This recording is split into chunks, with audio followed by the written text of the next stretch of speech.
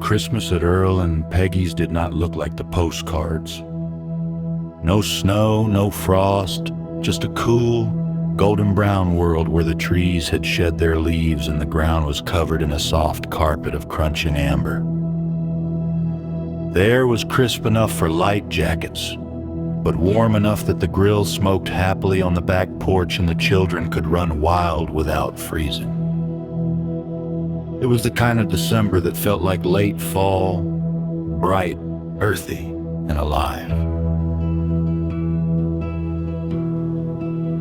Earl and Peggy's ranch-style house was buzzing. Cars lined the long driveway, leaves crackled under boots as relatives walked up the path carrying gifts, casseroles, and the kind of joy that only comes from family gathering in one place. Inside, the house was glowing. Peggy's sweet potato pies cooled on the counter beside bowls of ambrosia, fruit salad, and her famous vegetarian dressing. Amethyst and Ruby Joe were in the kitchen with her, chopping, stirring, laughing, and trying unsuccessfully to keep Peggy from doing too much. Out back, Henry and Charles, Gwynolyn, stood over the grill, bundled in light jackets, arguing about who had the better barbecue technique. Bubba's boys threw football at each other the yard, kicking up leaves, hollering like they were born for this kind of weather. The living room was warm and bright, anchored by a massive Christmas tree that nearly touched the ceiling. Beneath it sat a mountain of gifts, bright paper, glittering bows, and one enormous box that nobody dared touch. Rôvi sat cross-legged on the floor, birthday sash crooked. Because the children kept tugging on it, she had no idea what was coming. Everyone else did. Presents had been open for nearly an hour. Caleb received a new stethoscope charm for his keychain, a gift from Henry to celebrate his graduation from speech therapy school. Ruby Joe unwrapped a set of cast iron skillets she had been eyeing for months. Bubba's youngest tore open one of those big high-end remote control airplanes. Amethyst received a soft lavender shawl that Peggy knitted herself. Then Earl clapped his hands. "All right now," he said, grinning, "we have one more gift left." Everyone turned toward Rôvi. She blinked. "Me? Why am I last?" Peggy wiped her hands on her apron. "Because yours is special, dear. Go on out to the garage and bring it in so we can all see it." Rôvi looked confused and asked, "Why would my present be in the garage?" Earl waved her off. "Just go on now. It is wrapped up very nicely. Bring it in when you find it." The room erupted in quiet snickering. Rôvi narrowed her eyes. "All of you are behaving strangely." She stood and straightened out her flowing dress and cloak and headed toward the garage door. The moment it closed behind her, the entire living room went silent. Everyone leaned in, waiting.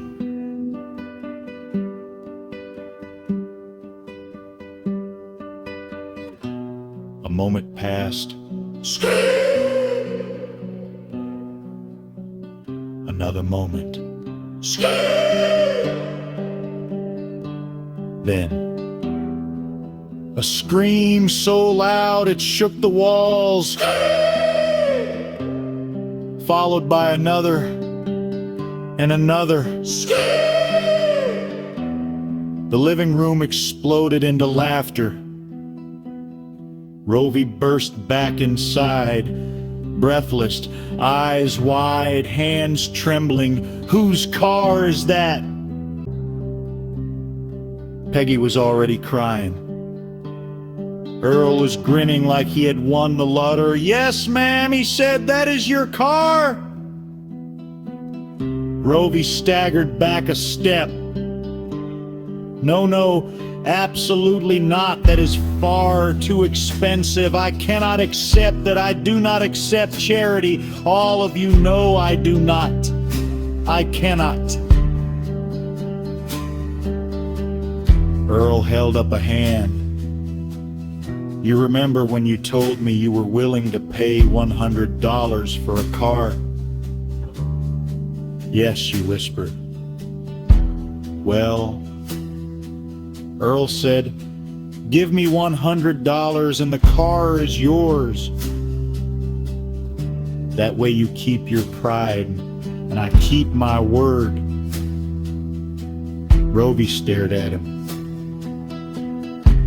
Then she sprinted to her purse, pulled out a crisp 100 and placed it in his hand as though she feared he would change his mind.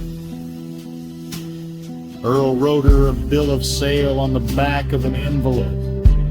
She took it, screamed again, and bolted back to the garage, ripping off that big red bow.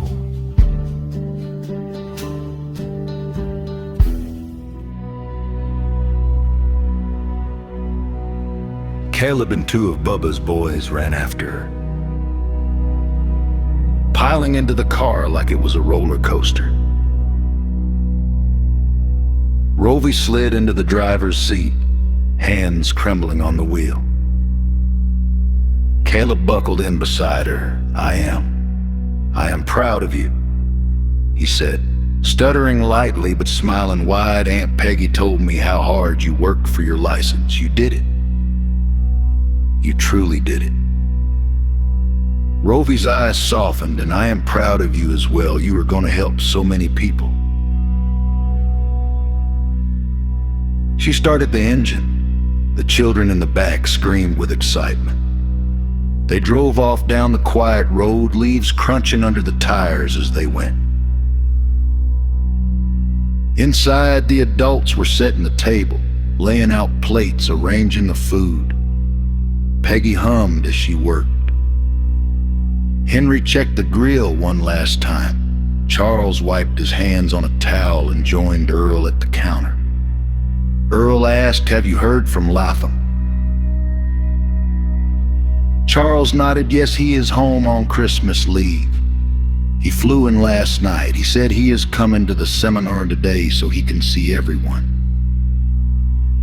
Peggy pressed a hand to her chest. "Oh, I am so proud of that boy." Dr. Blake, stacking utensils with clinical precision, nodded. "He has come a long way." Earl nudged him. "So, little brother, what is today's seminar about?" Blake inhaled, preparing to launch into a full academic explanation. "Well, the first half will examine the neurobiological foundations of adrenaline-based coping mechanisms, particularly in individuals conditioned to function in high arousal environments." Earl squinted. "English. Blake, English." Blake paused. "Sorry about that, let me rephrase it. The first half will be about why some people only feel normal when everything is chaotic. And the second half will cover the psychology behind harmful, rude, or hateful things people say, and why they say them." Bubba slapped the table. "Now that I understand, my wife and boys been on me about the things I say. I'm glad you're doing this one."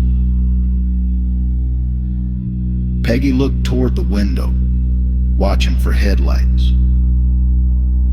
"All right, as soon as Rôvi returns, we will eat, then we will head over." The house hummed with warmth, food, and anticipation. The seminar had not even started yet. But the story already had.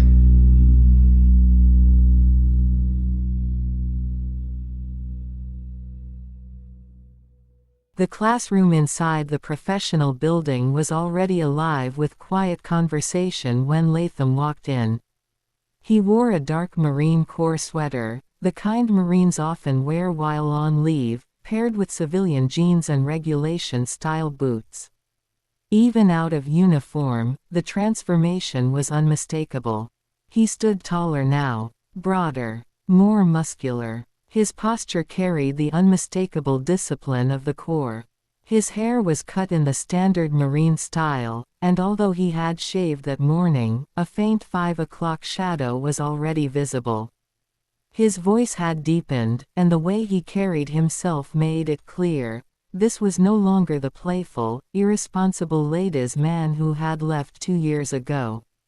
This was a Marine. He stood near the front of the room, beside the desk where Rich usually sat. Rich and Rocky were with him, the three men talking easily, catching up, laughing quietly as they showed each other pictures on their phones. Charles, the Marine, was already in the room with Bonnie. Their daughter Penny sat coloring in her book and glancing repeatedly toward the door, hoping her little friend Karma would walk in at any moment. Henry entered next, with Caleb beside him. Because it was the holidays, many families were in town, and Henry looked proud to have his son with him. They found seats together. Moments later, Bubba and Ruby Joe arrived with their 2 boys. The boys immediately claimed a table of their own, while Bubba and Ruby Joe sat right behind them. Earl and Peggy came in soon after. As soon as Peggy stepped into the room and saw Latham, her eyes lit up. Earl's face broke into a wide smile. They did not interrupt the men's conversation, they simply took their usual seats in the middle of the room, directly behind Rich and Rocky, and watched with pride. Latham glanced back, saw them, and smiled. Earl stood and walked over. "Boy, look at you," Earl said, shaking his head. "I almost did not recognize you. You look outstanding." Peggy wiped tears from her eyes. Latham's deeper voice surprised them both when he replied, "Thank you, sir." Peggy whispered, "Even his voice has changed." Earl nudged her gently, amused. Latham continued talking with Rich and Rocky, showing them pictures of his dog, no longer a puppy. He also showed them a picture of his bird.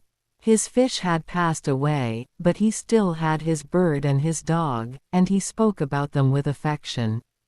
He mentioned that he hoped to bring his dog with him to his next duty station, though he needed to check Marine Corps regulations first. After catching up, Rocky returned to his seat beside his wife. Rich sat in his usual desk, directly in front of Earl and Peggy. Latham took the seat beside him, leaving one empty chair at the end of the row. That empty chair was for Rôvi. When she entered, the atmosphere of the room gently shifted. A unique presence seemed to flow in with her. Some were already used to seeing her. New participants were mesmerized by Rôvi's flowing cloak, her posture, her elegance. She immediately noticed Latham, but remained composed and ladylike, allowing the gentlemen to continue their conversation. Latham turned around the moment he sensed her presence. He waved and smiled, still a Marine, but with just enough of the old LT charm to melt butter. Rôvi gave a gentle, refined smile and waved back before taking her seat beside Earl and Peggy. The 3-seat desk fit them perfectly, Earl and Peggy side by side, and Rôvi on the far left. After Latham, Rich, and Rocky finished catching up on old stories, Rich sat down in the desk in front of Earl and Peggy, and Latham took the seat beside him. There was an empty chair between them. Rich gave a casual hello to Earl and Peggy, already smiling. They both greeted him warmly. Rich then turned to Rôvi and offered a gentle smile. Hello. Rôvi waved and smiled back. Rich turned back around to his desk. Latham, who had not seen Rôvi in a very long time, turned from his seat and smiled.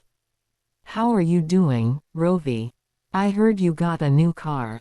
Rôvi's smile warmed. Hello, Latham. It is lovely to see you again. Yes, I did get a new car. It was a birthday present from Aunt Peggy and Uncle Earl. Earl puffed out his chest, proud. Latham smiled with excitement. Well, congratulations. I am very proud of you. And I am proud of you as well, Rôvi replied. Congratulations on completing your training. How is your dog doing? Latham's entire face lit up. He immediately pulled out his phone like a proud parent showing off a child. He leaned closer to her, scrolling through pictures of his dog and his bird. Peggy leaned toward Earl and whispered, "Oh Earl, I just cannot get over how he has changed. He does not even walk the same. Look at him, he has that manly shape to his face, and his voice is deeper." Earl replied, "Yes, sweetheart. That is exactly what the military does to you. You leave a boy, and you come back a man. And that is exactly what he wanted, to become a man." Rich simply stroked his chin, calm and proud. His inner thoughts were, I am very proud of how far Latham, my buddy, has come. Once Latham finished showing Rôvi the photos, he turned back around and resumed his conversation with Rich. That was when the facilitators entered. Amethyst, Tarquin, and Dr. Blake rolled in their suitcases and began setting up the front of the room. Tarquin and Blake spotted Latham immediately and walked over to greet him, shaking his hand, congratulating him, and exchanging a few warm words. Latham's confidence swelled under the attention. Amethyst waved at him from across the room, smiling proudly. Penny tugged on Bonnie's sleeve. "Mommy, where is Karma? Can I go ask Uncle Rich where Karma is?" Bonnie gently corrected her. "Sweetheart, Karma is not here today. And Rich is not your uncle." Penny nodded. "Okay." But Bonnie and Charles exchanged a look, touched by the sweetness of it, and grateful that their daughter felt safe enough to form bonds like that. The room settled. The facilitators finished setting up. The seminar was moments away from beginning. And the energy in the room, warm, proud, buzzing, made it clear. This was going to be a powerful day. The room is full. Delivery drivers in branded polos, restaurant servers in aprons, hospital transport staff in scrubs, office workers with ID badges, warehouse employees in reflective vests. People settle into their seats, some chatting, some tired from long shifts. Blake steps forward, calm, composed, hands loosely clasped. "Good afternoon, everyone. Before we begin, I want to acknowledge something openly and respectfully. Many of you are here because your workplace requires this training. I understand that, Tarquin understands that, our guest speakers understand that, and because of that, we want to make sure this time is not just a box you check, but something that actually helps you in your day-to-day life, on the job, at home, and in the community. Today's seminar is about communication. Not the polished kind you see in commercials. Not the scripted kind you hear in HR videos.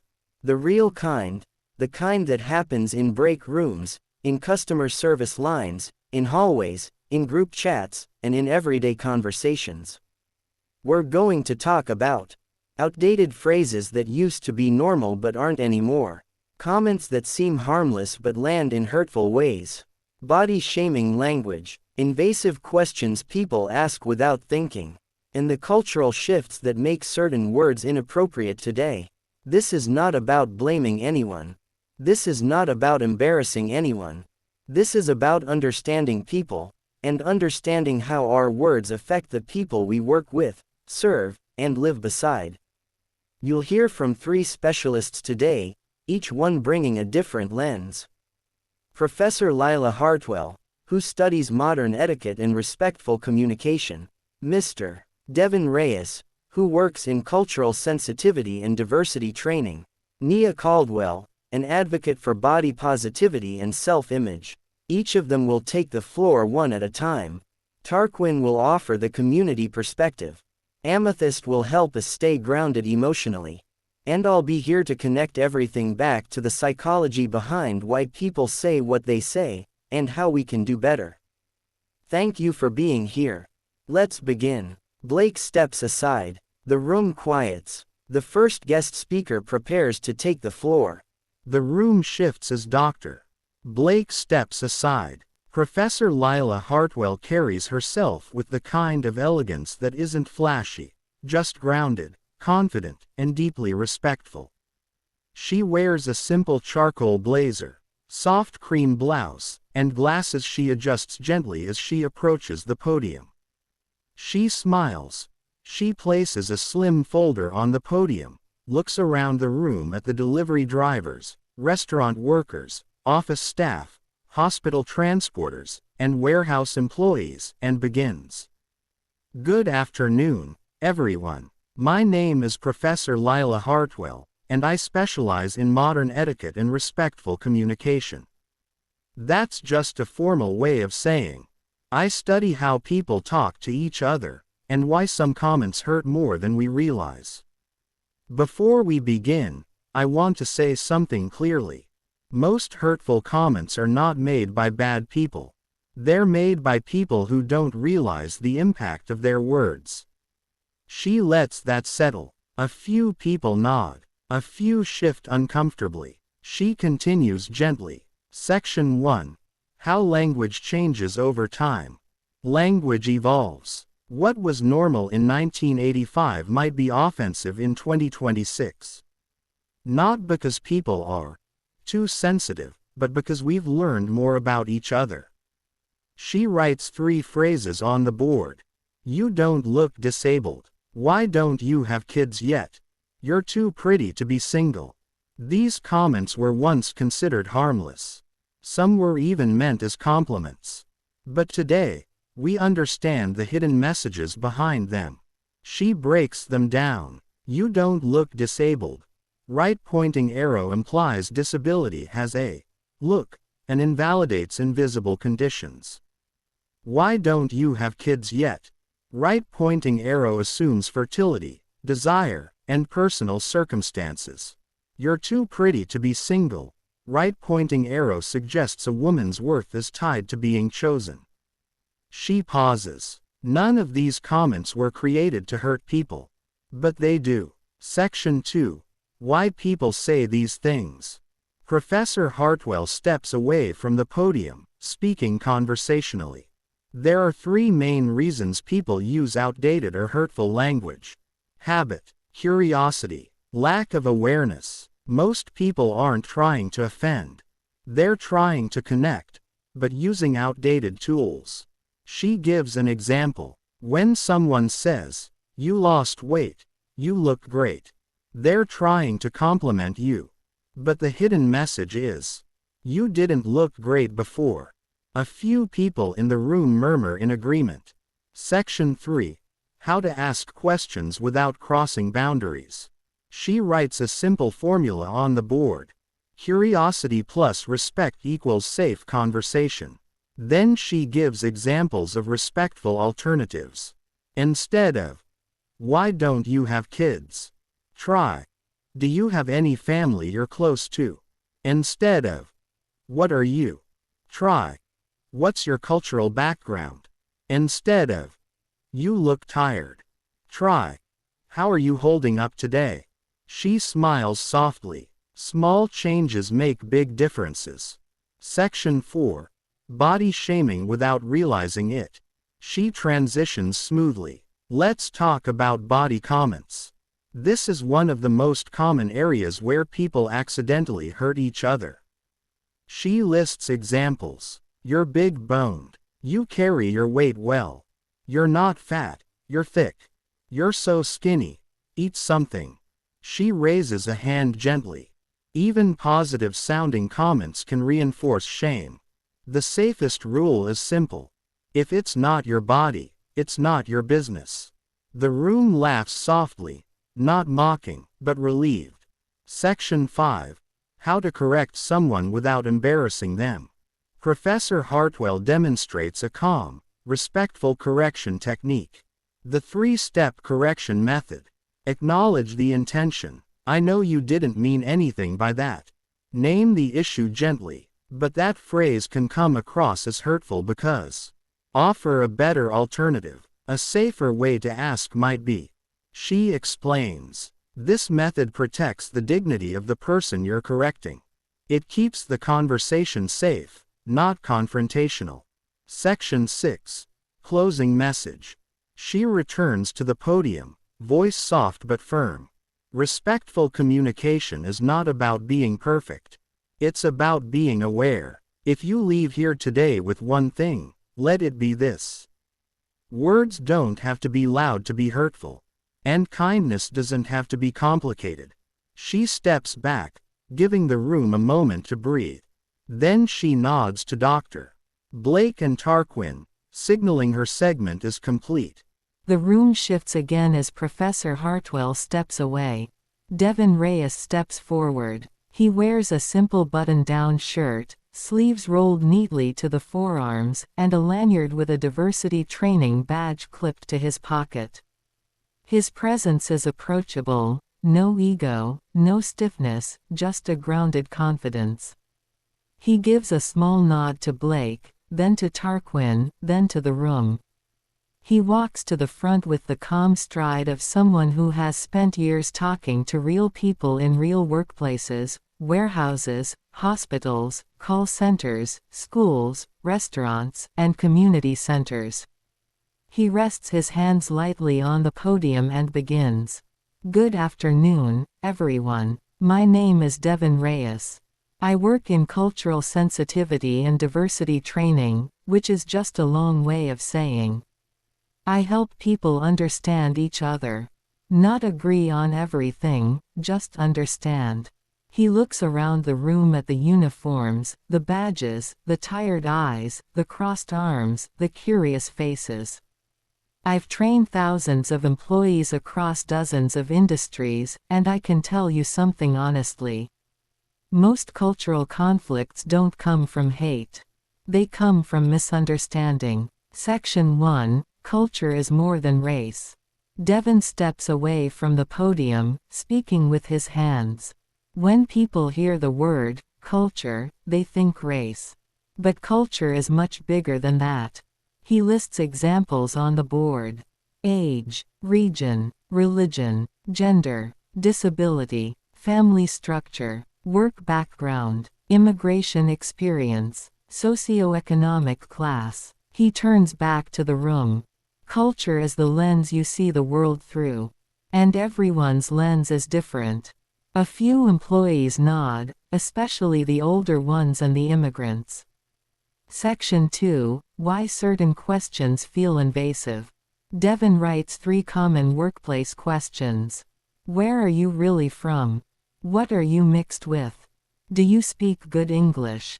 He circles them. These questions usually come from curiosity, not malice. But here's the problem. Curiosity without context can feel like interrogation. He breaks them down. Where are you really from? Right pointing arrow implies the person doesn't belong. What are you mixed with? Right pointing arrow treats identity like a science experiment. You speak good English. Right pointing arrow implies surprise that they're intelligent. He pauses. Intent matters. Impact matters more. Section 3. Generational language differences. Devin smiles knowingly. Some of you grew up in households where certain phrases were normal. Some of you grew up in households where those same phrases were offensive. He writes 2 columns. Older generations might say, Oriental, colored, exotic. You people. That's just how I was raised. Younger generations hear, outdated, dehumanizing, fetishizing, stereotyping, dismissive. He turns to the room. Neither side is wrong for how they were raised. But both sides are responsible for how they speak today. Section 4, Cultural Blind Spots. Devin explains. A cultural blind spot is something you don't realize is offensive because it's not offensive in your culture. He gives examples. Asking a woman why she's not married. Commenting on someone's hair texture. Touching a black coworker's hair. Asking an immigrant to say something in your language. Assuming someone is gay or straight. Assuming someone celebrates Christmas. Calling someone articulate in a surprised tone. He raises a hand gently. None of these make you a bad person. They make you a person who's learning. Section 5, How to Ask About Culture Respectfully. Devin writes a simple rule. Ask with curiosity, not assumption. Then he gives examples. Instead of, what are you? Try, what's your cultural background? Instead of, do you people eat this?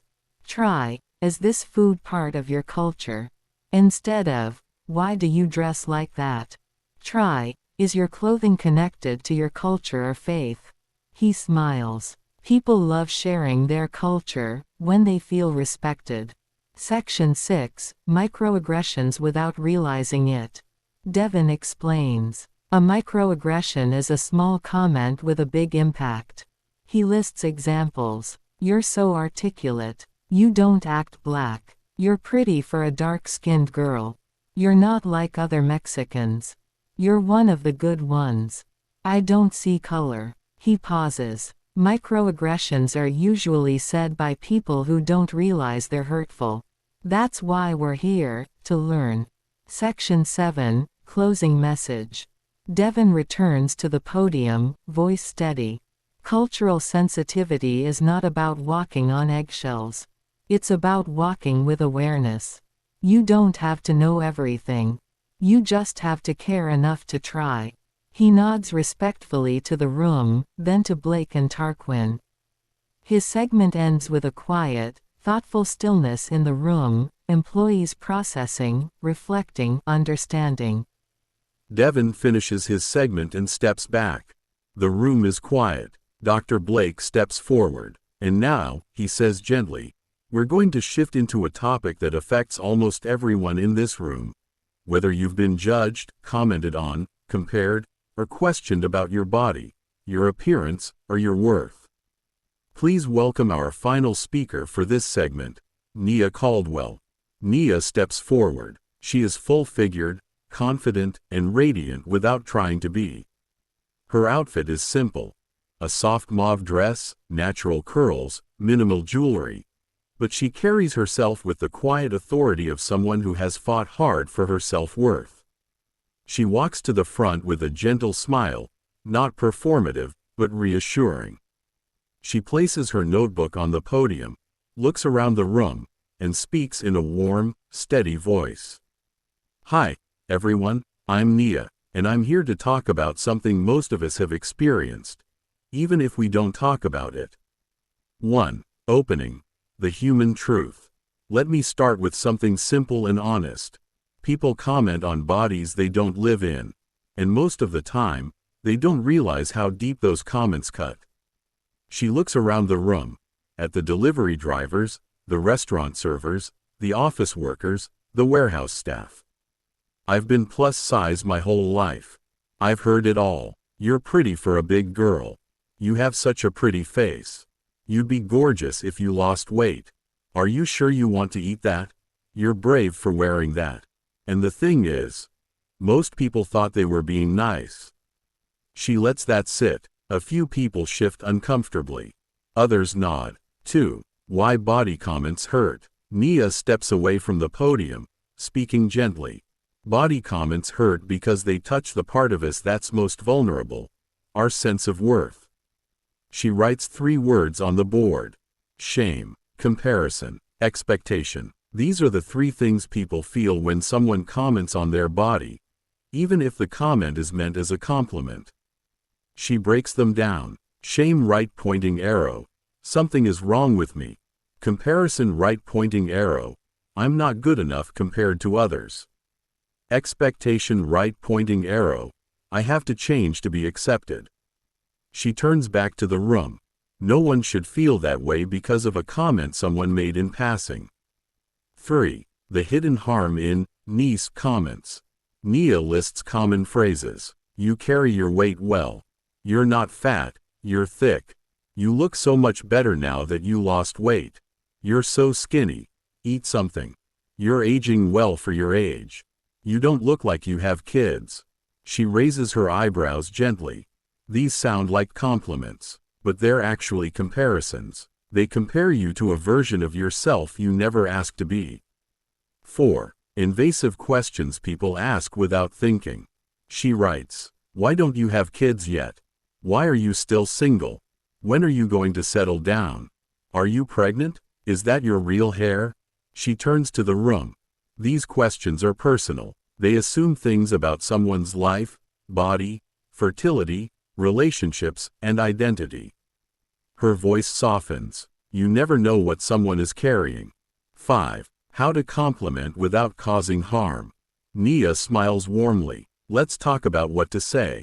She writes a new list. You look happy today. Your energy is beautiful. I love your style. You seem confident. You're glowing. You inspire me. These compliments focus on the person, not the body. 6. How to respond when someone body shames you. Nia demonstrates 3 gentle responses.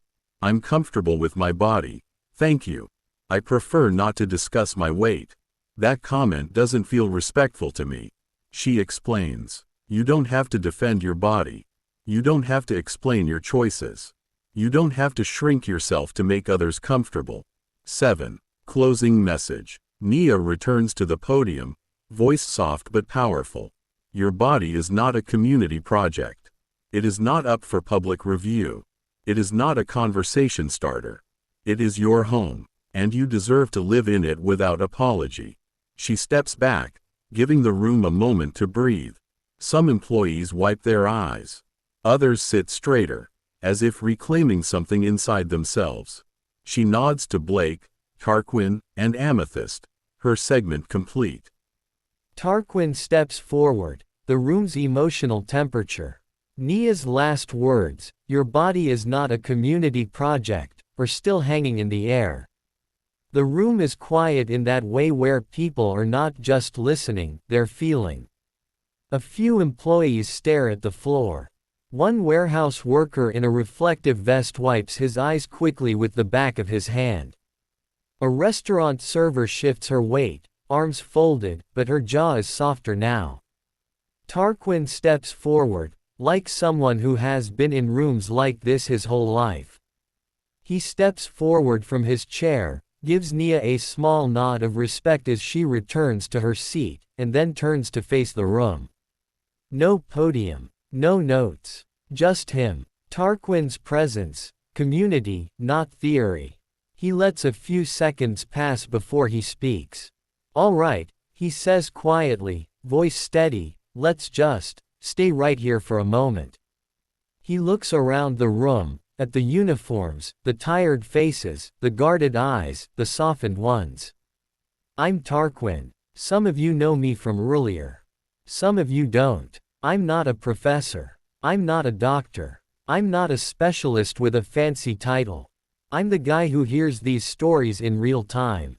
In break rooms. In parking lots. In group chats. On porches. At funerals. At baby showers. At cookouts. At hospital waiting rooms. He lets that land. I'm the one people pull aside and say, you're not gonna believe what they said to me at work today. A few people chuckle softly. They know that feeling. Connecting Lila, Devin, and Nia, one thread. Tarquin lifts a hand and gently traces the arc of the seminar. You just heard 3 powerful voices. Professor Hartwell showed you how language changes, how things that used to be normal are now understood as harmful. Devin showed you how culture shapes what we say, and how curiosity without respect can feel like an attack. Nia showed you how comments about our bodies and our lives can cut deeper than people realize. Now I want to show you what all three of them have in common, from where I stand. He pauses. All three of them were talking about the same thing. Dignity. The word sits in the air like a stone dropped into water. Deep dive. What people actually feel but don't say. Tarquin steps a little closer to the front row, lowering his voice, not to be secretive, but to be intimate. When someone says, "Why don't you have kids yet? What are you mixed with? You're pretty for a big girl. You don't look disabled. You people are so sensitive now." What the person on the receiving end often feels is, "There's something wrong with me. I don't belong here. My body is a problem. My culture is a curiosity, not a reality. My pain is an inconvenience to you." He looks around the room. Most people don't say that out loud. They just swallow it. They go back to work. They keep serving tables. They keep driving routes. They keep answering phones. They keep stocking shelves. But inside, something gets a little heavier. The invisible cost, what it does to the workplace. Tarquin shifts his weight, hands loosely clasped. You know what happens when people keep swallowing that stuff. They stop talking. They stop trusting. They stop bringing their full selves to work. They start calling off more. They start doing the bare minimum. They start looking for another job. Not because they're lazy. Not because they're too sensitive. But because they're tired of being disrespected in small ways that add up. He glances at Blake for a moment, an unspoken nod to the psychology behind it, then back to the room. This is what we call death by 1,000 cuts. Not one big blow. Just little nicks, over and over, from people who didn't mean anything by it. Deep dive. The "I didn't mean it like that" defense. Tarquin takes a breath. Let's talk about that phrase. "I didn't mean it like that." I hear that one a lot. Here's the thing. Your intention explains you. It does not erase the impact. He lets that sit. If I step on your foot by accident, my intention matters. I didn't mean to hurt you. But your foot still hurts. What do you need from me in that moment? Not a lecture about how I didn't mean it. You need me to say, "I'm sorry." Are you okay? And then you need me to watch where I'm stepping. A few people laugh softly. The metaphor lands. It's the same with words. If someone tells you, "Hey, that comment hurt me," and your first response is, "Well, I didn't mean it like that," you just stepped on their foot twice. Bringing Amethyst, Blake, and the nervous system into it. Tarquin glances toward Amethyst. When people get hit with these comments over and over, their nervous system starts to stay on alert. That's where Amethyst comes in, helping people calm their bodies down. That's where Blake comes in, explaining how the brain and emotions respond to repeated disrespect. That's where I come in, because I see what happens when people don't feel safe in their own workplace or community. He looks back at the group. You might think, it's just words. But for some people, those words are the difference between staying at a job or quitting, speaking up or shutting down, feeling human or feeling invisible. Deep dive. What respect actually looks like in practice. Tarquin softens his tone. Respect is not complicated. It's not a script. It's not a political performance. Respect looks like asking before you comment on someone's body. Not asking invasive questions about kids, marriage, or fertility. Not assuming someone's culture, gender, or orientation. Listening when someone tells you, "That hurt me." Being willing to update your language when you learn better. He shrugs gently. You don't have to be perfect. You just have to be willing. The mirror, turning it back to the room. Tarquin takes a step back so he can see everyone at once. I want you to think about two things. A time someone said something to you that stuck with you in a bad way. Maybe it was about your body, your age, Your race, your accent, your relationship status, your job, your kids, your lack of kids, a time you said something to someone else that you now realize might have hurt them. Maybe you thought it was a joke, a compliment, just being honest. You don't have to share it out loud right now. But I want you to be honest with yourself. He lets the silence stretch. People shift. Some stare at the floor. Some stare straight ahead. Some blink back tears. Closing the connection, from awareness to responsibility. Tarquin's voice drops just a little, steady and clear. He looks around the room one last time. If you walk out of here today and you think twice before making a joke about someone's body. Choose a different word when talking about someone's culture. Stop yourself from asking a question that isn't your business. Or apologize when someone tells you, "Hey, that hurt." Then this wasn't just a mandatory training.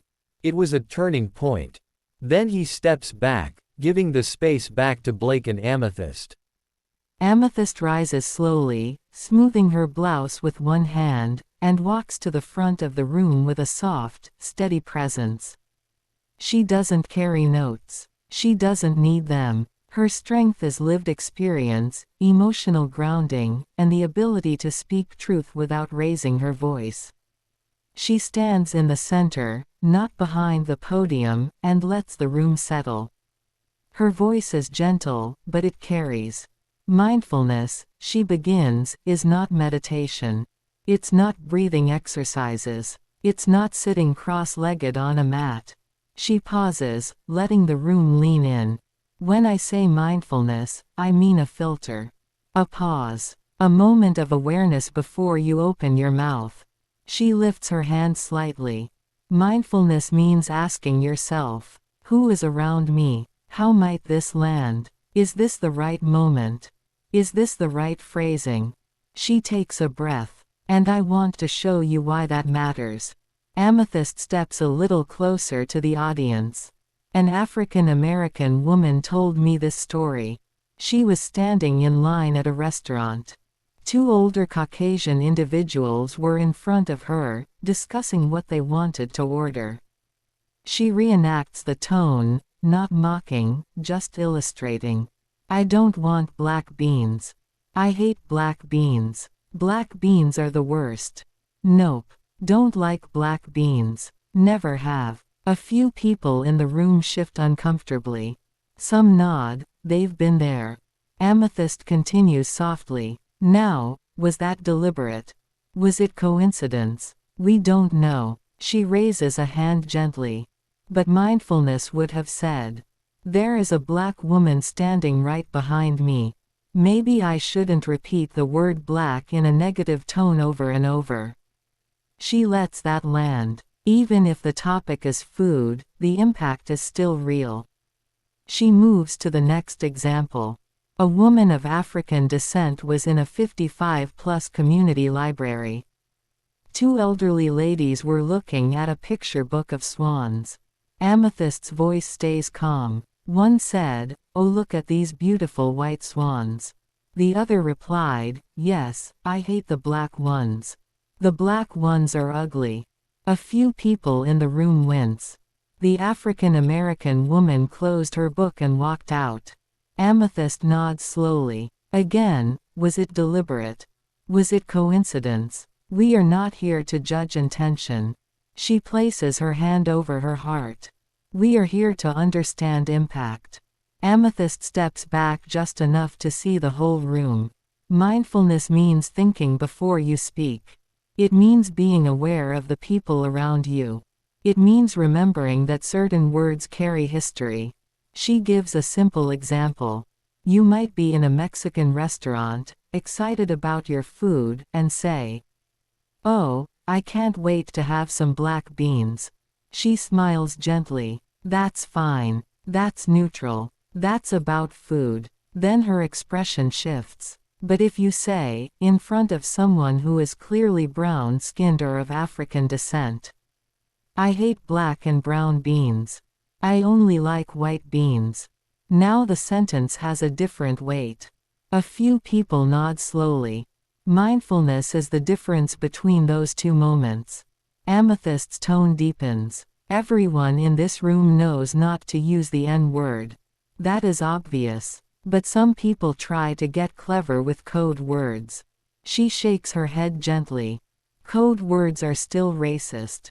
They still harm. They still carry the same history.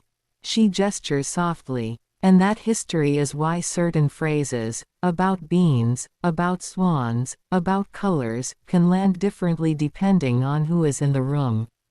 She shifts the focus. People with dwarfism have heard every joke. Shorty, midget, elf, leprechaun. Her voice stays calm, but firm. Just because someone has learned to smile through it does not mean it is okay. She looks around the room. Mindfulness means remembering that a person is not a punchline. Amethyst softens her tone again. A lot of people love gorillas. A lot of people love monkeys. There is nothing wrong with that. She pauses. But there is a painful history of African American individuals being compared to monkeys, gorillas, and apes. She raises her eyebrows gently. So if you are in a room with African American individuals, and you start talking loudly about monkeys or gorillas being ugly or scary. Mindfulness says, let me be careful with how I phrase this. She continues, there are harmful stereotypes about Mexican and Latino individuals, about picking oranges, about certain jobs, about immigration status. She shakes her head. These stereotypes are not jokes. They are wounds. Amethyst smiles gently. People who are visually impaired often have excellent hearing. They hear everything. A few people chuckle softly. And you would be surprised how often people make comments right in front of them, assuming they won't notice. She tilts her head. Mindfulness means remembering that disability does not equal ignorance. Her voice softens. Burn survivors sometimes wear protective masks. They are healing. They are surviving. She shakes her head. It is not appropriate to ask. So what was it like in that burning place? Or, how did it happen? She pauses. Mindfulness means respecting someone's trauma without demanding their story. Amethyst's tone becomes almost maternal. Veterans may answer your questions out of politeness. But asking, were you ever in a war? Or, what was it like? Can reopen wounds they have spent years trying to close. She nods slowly. Mindfulness protects people from reliving pain they did not choose to share. She finishes with a firm but gentle truth. Children of multicultural families are not curiosities. They are not experiments. They are not rare animals to be examined. She shakes her head. Comments like, I've never seen one come out like this. Or, they usually don't have this kind of hair. Are deeply inappropriate. She steps back, hands clasped gently. I know some of you are squirming. Maybe because you've been on the receiving end. Maybe because you've said some of these things. She smiles softly. And that is okay. This is training. This is learning. This is growth. She takes one final breath. Mindfulness means caring enough to pause. Caring enough to think. Caring enough to choose words that do not harm. As many of you know, Dr. Blake is my husband. We have children, older ones, which is why you don't see them here. And at one point, we planned to have more.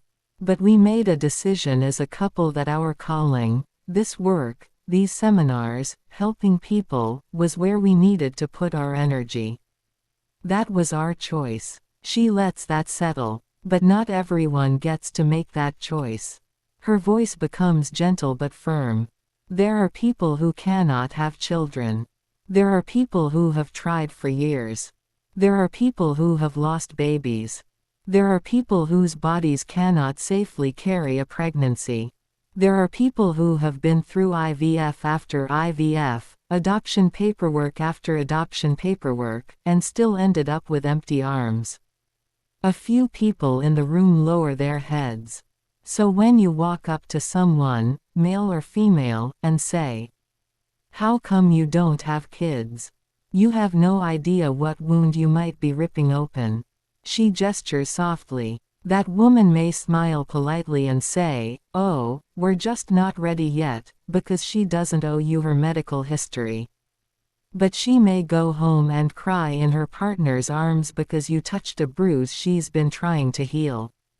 The room is still. Amethyst continues. And then there's the cultural side. Some of you know exactly what I mean. She looks around the room. You go up to a Mexican or Latino individual, or an African American individual, and you say, "What? You don't have kids? That's shocking. People from your culture usually have lots of kids. Only one. That's not normal where I come from." Gasps ripple through the room. "Yes," Amethyst says softly. "People really do say that." She raises a hand. And sometimes it's not cruelty, it's ignorance. They were never taught that these comments are inappropriate. That's why we're here. To learn. Amethyst takes a breath. Now I'm going to bring up something that may surprise some of you. She looks around the room with compassion. You may see adult women, or men, using therapy baby dolls. Emotional support dolls. These are prescribed therapeutic tools for certain conditions. A few people shift, some embarrassed by their earlier chuckles. I see some of you smiling. I hope you're not the ones who laughed at these individuals in public. Her tone stays gentle, not accusatory. These dolls are used for trauma, for grief, for anxiety, for phantom pregnancy, for emotional regulation. They are no different from a service animal or an emotional support animal. She pauses. And yet people walk up to them and say, "Why do you have that doll? Why don't you have a real baby? Why don't you adopt? Why don't you foster? Why don't you work in a daycare instead? Why are you carrying around a plastic doll?" The room reacts: shock, discomfort, recognition. These are real things people say. And they hurt. Amethyst continues with a calm, clear tone. For those who don't know, phantom pregnancy is a condition where the body behaves as if it is pregnant: swelling, nausea, lactation, weight gain, sore ankles, even feeling movement. The body is convinced there should be a baby. She gestures gently. So when that person hears a baby cry 3 aisles over, or smells baby lotion, or sees a stroller, their body goes into threat mode. Where's the baby? Something is wrong. She nods. The therapy doll tells the body, "The baby is here. You're safe." The mind knows it's not real. The body responds to the weight, the warmth, the visual cues. She looks around the room. Some women would rather walk around with that doll and be laughed at than go through the physical agony of phantom pregnancy symptoms. A few people wipe their eyes. Amethyst steps back slightly, her voice soft but steady. "This is why mindfulness matters." She raises her hand gently. "Before you speak, ask yourself, who is around me? What might they be carrying? Could this comment land in a painful way? Is this my business? Is this kind? Is this necessary?" She lets the silence settle. Mindfulness is not about being perfect. It's about being aware. It's about caring enough to pause. She gives the room a warm, maternal nod. Blake steps forward. 1. The emotional temperature of the room. "Let's take a moment," he says quietly. "Just a moment to honor what we've heard." He lets the silence sit. Not heavy, just honest. 2. The thread that connects every speaker. Blake folds his hands in front of him. "You've heard from 4 powerful voices today: Tarquin, Professor Hartwell, Mr. Reyes, and Amethyst. Each one came from a different angle. A different discipline. A different lived experience." He pauses. "But they were all talking about the same thing." He lifts his eyes to the room. Human dignity. The right every person has to move through the world without being reduced, questioned, mocked, or wounded by someone else's words. He lets that settle. That is the foundation of everything we've discussed today. 3. Why words hurt the brain more than we realize. I want to explain something from the clinical side. When someone hears a hurtful comment, whether it's about their body, their culture, their fertility, their disability, their trauma, or their identity, the brain doesn't categorize it as just words. He taps his temple lightly. The brain experiences it as a threat. He continues. The amygdala activates. The nervous system tightens. Cortisol rises. The body prepares to defend itself. Even if the person smiles politely. Even if they say, "Oh, I'm fine." Even if they brush it off. He looks around the room. The body remembers what the mouth tries to forget. 4. The hidden cost of small comments. Blake's voice softens. Most of the examples you heard today were not violent. They were not shouted. They were not accompanied by slurs. He raises a hand. And that's exactly why they're dangerous. He explains. They slip under the radar. They accumulate. They chip away at self-worth. They reopen old wounds. They create new ones. They make people feel unsafe in places where they should feel safe. He nods toward the audience. And when people don't feel safe, they shut down. They withdraw. They stop participating. They stop trusting. They stop showing up as themselves. 5. The psychology of mindfulness before speaking. Blake gestures gently toward Amethyst. What Amethyst taught you is one of the most important psychological tools we have, the pause. He continues. Before you speak, your brain has a fraction of a second to evaluate. Who is around me? What might they be carrying? How could this land? Is this necessary? Is this kind? That pause is not weakness. It is not censorship. It is not walking on eggshells. He looks around the room. It is emotional intelligence. 6. The pain behind fertility questions. Blake's tone becomes deeply compassionate.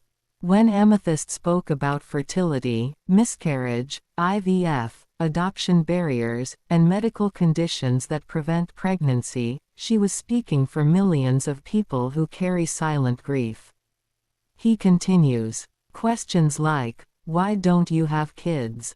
Or, when are you going to start a family? May seem harmless, but they can reopen wounds that someone has spent years trying to heal. He pauses. And you will never know, just by looking at someone, what they've been through. 7. The psychology behind therapy dolls. Blake nods toward the audience. Some of you were surprised to learn about therapy baby dolls. Some of you may have never heard of phantom pregnancy. He explains gently. When the body believes it is pregnant, even when it isn't, the emotional and physical symptoms are real. The distress is real. The grief is real. He continues. And when someone uses a therapeutic tool to regulate their nervous system, to calm their body, to reduce symptoms, it is not our place to judge. He looks around the room. Mocking someone's coping tool is no different from mocking someone's medication. 8. The responsibility we all share. Blake steps closer to the center of the room. Every person in this room has been hurt by words. He lets that truth settle without shame. This seminar is not about guilt. It is not about blame. It is not about pointing fingers. He lifts his chin slightly. It is about responsibility. He continues. The responsibility to be aware. The responsibility to be mindful. The responsibility to choose dignity over convenience. The responsibility to grow. 9. The path forward. Blake's voice becomes steady, warm, and hopeful. If you leave here today and you pause before speaking, choose a kinder phrase, avoid an invasive question, Correct someone gently, or apologize when you realize you've hurt someone. Then this seminar has done its job. He looks around the room, meeting as many eyes as he can. You don't have to be perfect. You just have to be willing. Dr. Blake steps back. Amethyst takes a few steps toward the front again, holding her laptop gently against her chest. Her voice is soft, but it carries. I went back to sit down and checked my computer. Some of you emailed me during the seminar. I gave you permission to do that if you wanted to ask private questions or bring attention to something important. A few of you even gave me permission to use your names, and I want to honor that. She looks around the room with warmth. Everything I'm about to say comes from real people in this room. Real experiences, real pain, real courage, speech impediments. Caleb's story. She smiles toward a young man in the third row. Caleb, you emailed me. And you gave me permission to use your name. Caleb sits up straighter, chest swelling with pride. Caleb has lived with a stutter his entire life. He has heard every insult, every impatient sigh, every microaggressive comment since childhood. And instead of letting it break him, he did something extraordinary. She gestures toward him. He went to school to become a speech therapist. To help others. To be the person he needed when he was younger. The room applauds softly. Caleb blushes. Amethyst nods. That is resilience. That is strength. That is dignity. Customer service workers. The hidden impatience. She turns to the group. Now, many of you work in customer service. Raise your hand. Hands go up across the room. Have you ever been on the phone with someone who speaks slowly? Maybe because they stutter, or they've had a stroke, or English isn't their first language, and you found yourself waving your hand, rolling your eyes, or sighing even though they couldn't see you. Several people nod, embarrassed. It's okay. You're here to learn. That's why we're doing this. She continues gently. People can hear impatience. They can feel it. They can sense when you're rushing them. And for someone who stutters, or someone recovering from a stroke, or someone learning English, that impatience can feel like rejection. She pauses. Mindfulness means remembering that the person on the other end of the phone is doing their best. Full-figured individuals. The pregnancy assumption. Amethyst glances at her laptop again. I received a message from a full-figured woman in this room. She asked me to remind everyone of something very important. She looks around the room. Please do not ask someone if they are pregnant. Please do not ask how many months along they are. Please do not assume. She continues. People retain water. People have medical conditions. People have hormonal issues. People have trauma. People have bodies that are none of your business. A few people nod deeply. They've lived this. Mindfulness means remembering that someone's body is not a conversation starter. Re-entry program participants. The transportation question. She looks toward the back of the room where several re-entry participants sit. I also received messages from individuals in Dr. Blake's re-entry program. Many of you said people constantly ask, why don't you have a car? Why don't you drive? Why don't you get your license? Why are you taking the bus? She shakes her head. These questions are not curiosity. They are judgment disguised as concern. She explains. Some people are legally restricted from driving. Some are rebuilding their lives after addiction. Some have disabilities that prevent them from passing the test. Some struggle with English and can't understand the written exam. Some are environmentally conscious and choose not to drive. Some are simply in a chapter of life where they are walking or taking the bus. She looks around the room. You stepped into their chapter without reading their whole book. A few people murmur in agreement. Mindfulness means letting people tell their own story, if they want to. cultural attire, veils, and head coverings. Amethyst continues. I received a message from someone in this room who wears a veil. She asked me to address this. She speaks gently but firmly. Please do not walk up to someone wearing a veil, hijab, head covering, or cultural garment and say, "Can you breathe in that? Can you see out of that? Why are you wearing that? Aren't you hot? You look like Darth Vader. You look like a ninja." She pauses. Some people wear veils for cultural or religious reasons. Some wear them for spiritual reasons. Some wear them because they have anxiety or agoraphobia and the veil helps them feel safe enough to leave the house. She nods. Mindfulness means remembering that clothing can be armor, comfort, identity, or survival. Bald heads. Not always cancer. She glances at her laptop again. And finally, someone asked me to address baldness. She speaks with compassion. If you see a woman with a shaved head, please do not ask, "Do you have cancer? Why don't you wear a wig? What happened to your hair?" She explains. People shave their heads for many reasons. Alopecia, cultural or spiritual practices, personal preference, honoring a loved one, medical conditions, reclaiming their identity, starting over after trauma. You do not know their story. She closes her laptop gently. She steps back, hands clasped. All of these examples, every single one, comes back to one thing. She looks around the room with warmth and gravity. Mindfulness. Think before you speak. Care before you comment. Pause before you pry. She smiles softly. You never know what someone is carrying. You never know what chapter they're in. You never know what wound your words might touch. She nods once, grounding the room. That's all I wanted to add. Thank you for trusting me with your stories. Tarquin steps forward. He waits until the room settles again. He doesn't rush. He lets the emotional dust land. Then he steps forward, hands loosely clasped, posture relaxed but intentional. His voice is calm, measured, and unmistakably professional.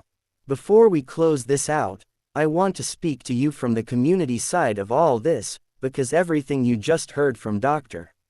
Blake and Amethyst, I see the consequences of it every single day. He scans the room, making eye contact with people who look tired, people who look moved, people who look ashamed, and people who look relieved. Tarquin continues, tone even and precise. In my line of work, I hear the aftermath of these comments. Not the comment itself, the after. The part where someone goes home and sits in their car for 10 minutes before going inside. The part where someone cries in the shower so their kids don't hear. The part where someone stops showing up to family gatherings. The part where someone avoids certain stores, certain coworkers, certain conversations.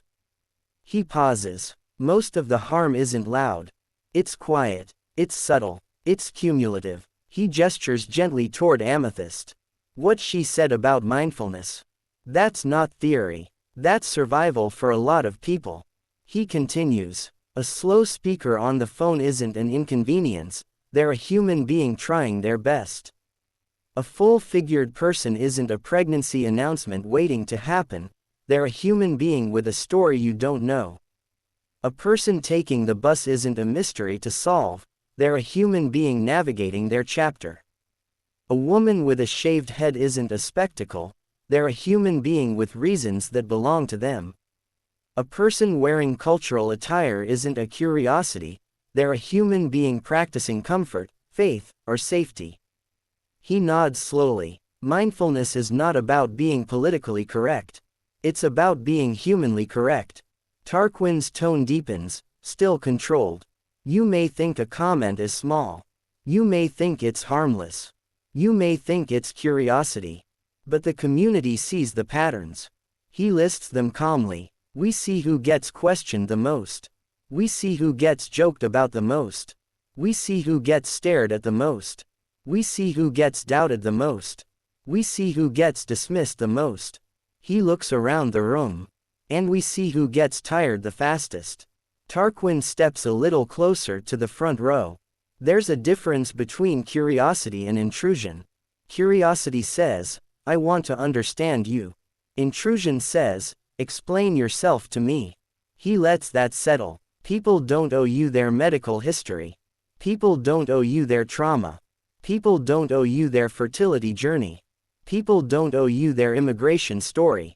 People don't owe you their disability details. People don't owe you their coping mechanisms. He lifts his chin slightly. Respect means letting people decide what they want to share. Amethyst said something powerful. Sometimes you step into someone's chapter without reading their whole book. That's exactly right. You don't know what came before. You don't know what they survived. You don't know what they're rebuilding. You don't know what they're carrying. He pauses. And you don't need to know to be kind. He straightens slightly, not stern, but resolute. You're not responsible for the world you were raised in.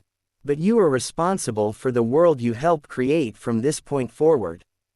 He continues. You can choose to pause. You can choose to rephrase. You can choose to stay curious without being invasive. You can choose to let people keep their dignity. He nods once. That's the work. That's the growth. That's the point of today. He steps back just a little, giving the room space to breathe. Thank you for staying present. Thank you for listening. Thank you for being willing to look at yourselves honestly. His voice softens to a warm, steady close. Carry this with you, not just in here, but out there. In your workplaces, in your homes, in your communities, in your conversations, in your choices. He gives a final, respectful nod. That's all from me. Dr. Blake steps forward again, calm and composed, giving the room a moment to settle after Tarquin's follow-up. His voice is warm, steady, and reassuring. All right, everyone. That concludes our segment on rude, hurtful, and inappropriate things people say, and the psychology behind why they say them. Some of you are here because your workplace requires this training, and you need your forms signed. If that applies to you, please come forward and form a line. Either myself or my partner, Tarquin, will sign your forms. He gestures gently toward the front. You are welcome to be dismissed after your form is signed. Or, if you choose to stay for the next seminar, you're more than welcome to do that as well. He checks his watch. We're going to take a 30-minute break. It's not a full lunch, but it's enough time to stretch, use the restroom, grab a snack, and reset the room. Those of you staying for the next seminar, make yourselves comfortable. He gives a final nod. You are dismissed. People begin to rise, some slowly, some with relief, some with gratitude. A line begins to form at the front. Construction workers in dusty boots, retail employees in bright polos, a few hospital transporters in scrubs, a couple of warehouse workers with reflective vests. Some hold their forms neatly. Others have them folded in half or tucked in pockets. Some get their signatures and head straight for the door. Others get their signatures and return to their seats, choosing to stay. A few people head to the restroom. Others drift toward the snack table. Granola bars, fruit, bottled water, crackers. Peggy and Earl stay seated, smiling softly. They adore Blake's seminars and always feel enriched afterward. Peggy whispers to Earl, he teaches with so much heart. Earl nods, proud. Bubba and Ruby Joe sit together, talking quietly. Bubba shakes his head. Sweetie, I'm glad I came. I didn't know half the stuff I was saying was outdated. I didn't know my relatives were saying things that were hurtful. Ruby Joe touches his arm. Don't beat yourself up. A lot of people just repeat what they heard growing up. You're here. You're learning. That's what matters. You're setting an example for the boys. Bubba smiles, leans his forehead against hers, and they share a tender moment. Latham continues talking to Rich. both of them processing the seminar with thoughtful expressions. Rocky leans toward his wife, speaking softly, and she nods with understanding. The Marine and Bonnie stand, gathering Penny's things. Penny skips toward the restroom with Bonnie, her little hand in her mother's. As she passes Rich's desk, she waves at him with that bright, fairy tale smile. Rich waves back, charmed. After the last few forms are signed, Blake and Tarquin exchange a quiet glance, both aware of how heavy and meaningful the session was. They speak softly to each other. "You go freshen up first," Blake says. Tarquin nods. "I'll be right back." They take turns stepping out to the restroom, washing their hands, splashing water on their faces, resetting their energy. While the men rotate out, Amethyst moves with quiet purpose. She walks to the diffuser on the side table and adds a few drops of essential oil, vanilla, chamomile, and a hint of bergamot. The soft mist begins to drift through the room, calming the emotional residue left behind. The room feels lighter, softer, ready. After a few minutes, Tarquin steps forward again, refreshed and composed. "All right, everyone," he says with a warm smile, "we're going to begin our next seminar shortly. Blake and I will be facilitating this one together. Amethyst will come forward as needed to help ground the room." He glances toward the back where Blake is returning. "This next seminar will be shorter, but still important. Go ahead and settle in, stretch if you need to, grab a snack, and we'll begin in just a moment." Doctor. Blake steps forward again, gently raising a hand to settle the room. His tone shifts, not heavy like the previous seminar, but focused, clinical, and deeply insightful. This is his lane. This is where he shines. The room quiets. People who stayed settle into their seats. A few sip water. A few lean forward. The diffuser mist drifts softly. Blake stands at the front. 1. Naming the pattern without shame. "Welcome back, everyone. This next seminar is about something many people live with but rarely name. Adrenaline-based coping. The high of chaos. The rush of crisis." He pauses, letting the words settle. "Some of you function best when everything is falling apart. Some of you feel most alive when there's a deadline, a conflict, a crisis, or a fire to put out.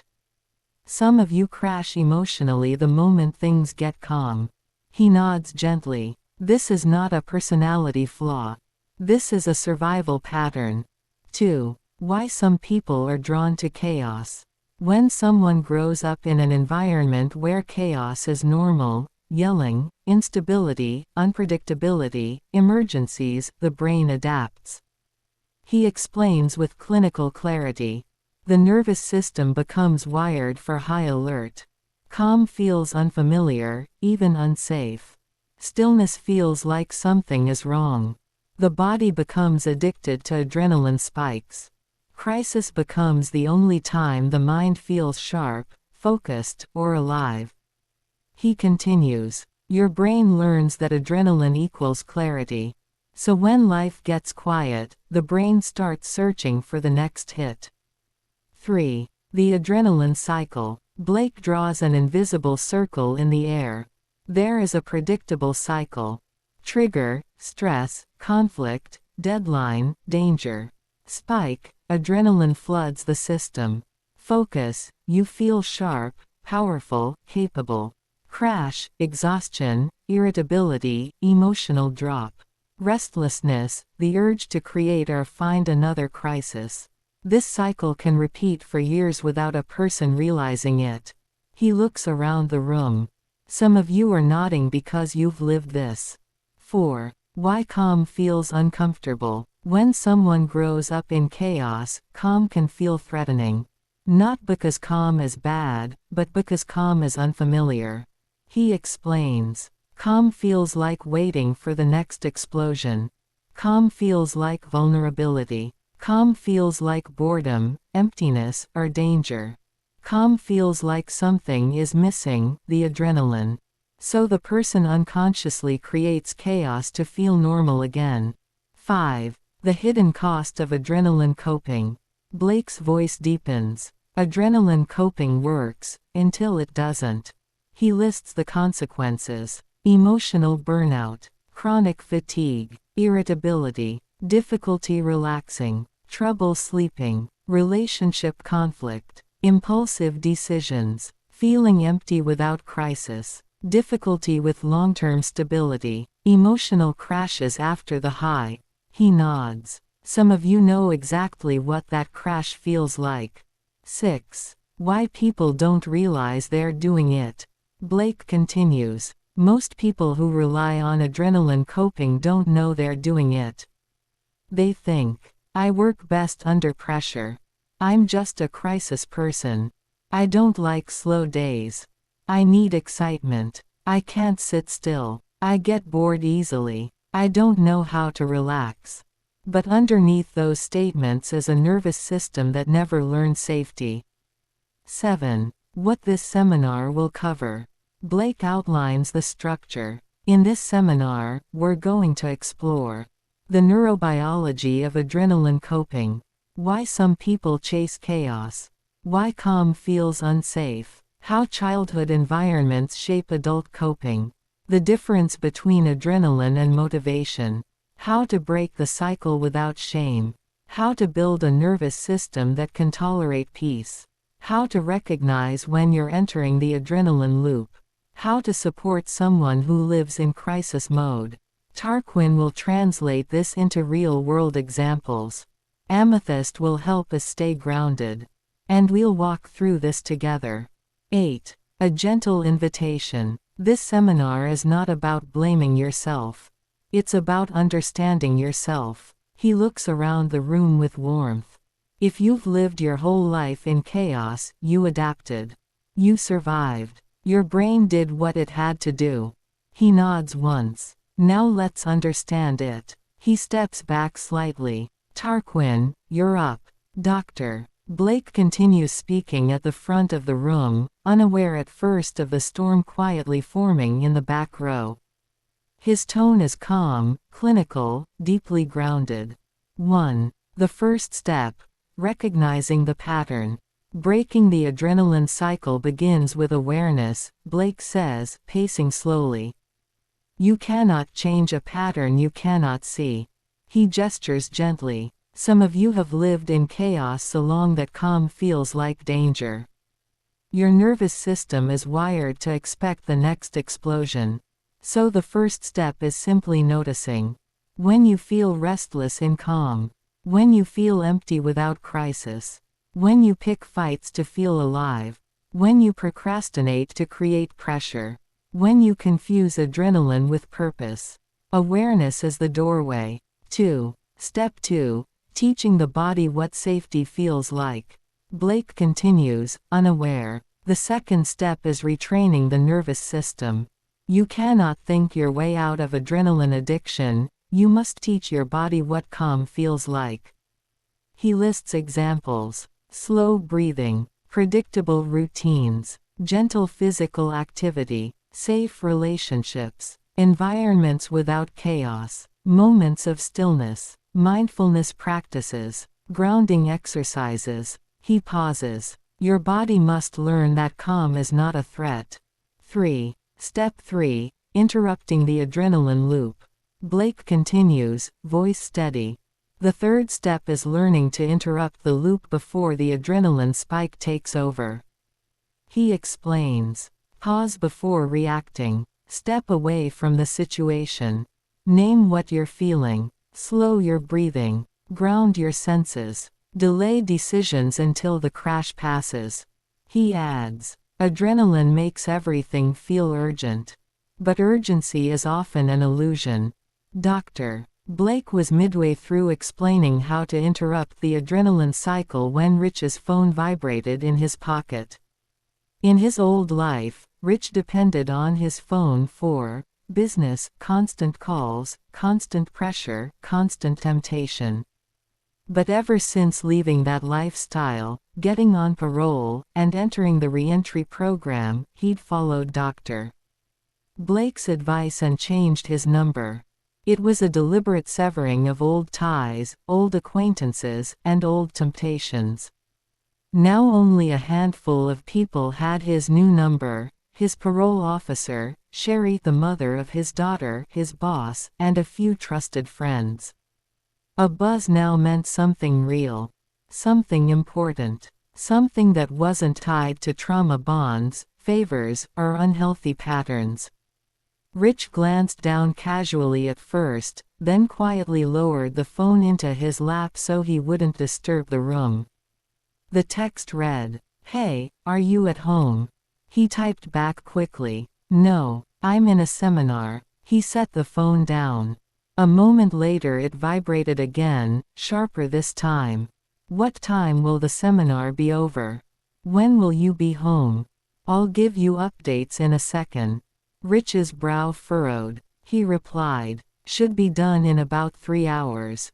Why? What's going on?" Latham didn't notice the first buzz, but he caught the second. Marine training had made him hypersensitive to micro shifts, changes in breathing, posture, energy. Something in Rich's body language felt off. Rich lifted the phone again, keeping it low. The next message hit like a slap. It read, "Rich, Sherry's in trouble." His face changed instantly: shock, disbelief, a flash of fear. His fingers flew across the screen. "What do you mean in trouble?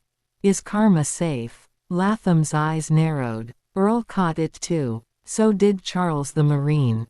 Rich waited, shoulders already tightening, breath coming shorter. The phone vibrated again. "They got Sherry. Oh my God, Sherry's been arrested with the whole group. All of them got caught." Rich shook his head slowly, a silent no, this can't be happening. He scooted his chair back an inch without realizing it. His posture started to collapse inward, shoulders caving, elbows tucked, body curling protectively around the phone like armor. Another text came through in rapid bursts. "The social worker called me asking if Sherry's daughter was with me. I lied so they wouldn't take Karma to child protection. Sherry dropped her off and said she had classes at college. I had no idea she was going to rob anything. The police said this group has been on their radar for years." Then the next text. "I have to pull a double shift at the hospital. You need to come get Karma ASAP. Go hide with her so child protection won't take her. Hurry up and come get her now." Rich immediately shoved phone into his pocket, and started quietly but quickly packing his backpack. He leaned toward Latham, voice tight and low. "You're not gonna believe this." Latham whispered back, "What's going on?" Rich whispered back, "Sherry just got arrested. They were doing a heist. They got the whole crew." Latham's eyes widened. "They finally picked them up. They've been on the watch list for a minute." Rich nodded, distressed. "Her mom texted me. She has Karma right now. Her mom thought she was in class, at the university. This is the first time she's realizing what's really been going on with Sherry." He exhaled shakily. "Her mom has to leave for her shift. She needs me to come get Karma right now. I'm not coming back. I gotta make sure my daughter's okay. Tell Dr. Blake I'm sorry." Latham gave him a firm, grounding pat on the shoulder. "Go handle your business, man. I'll let Dr. Blake know."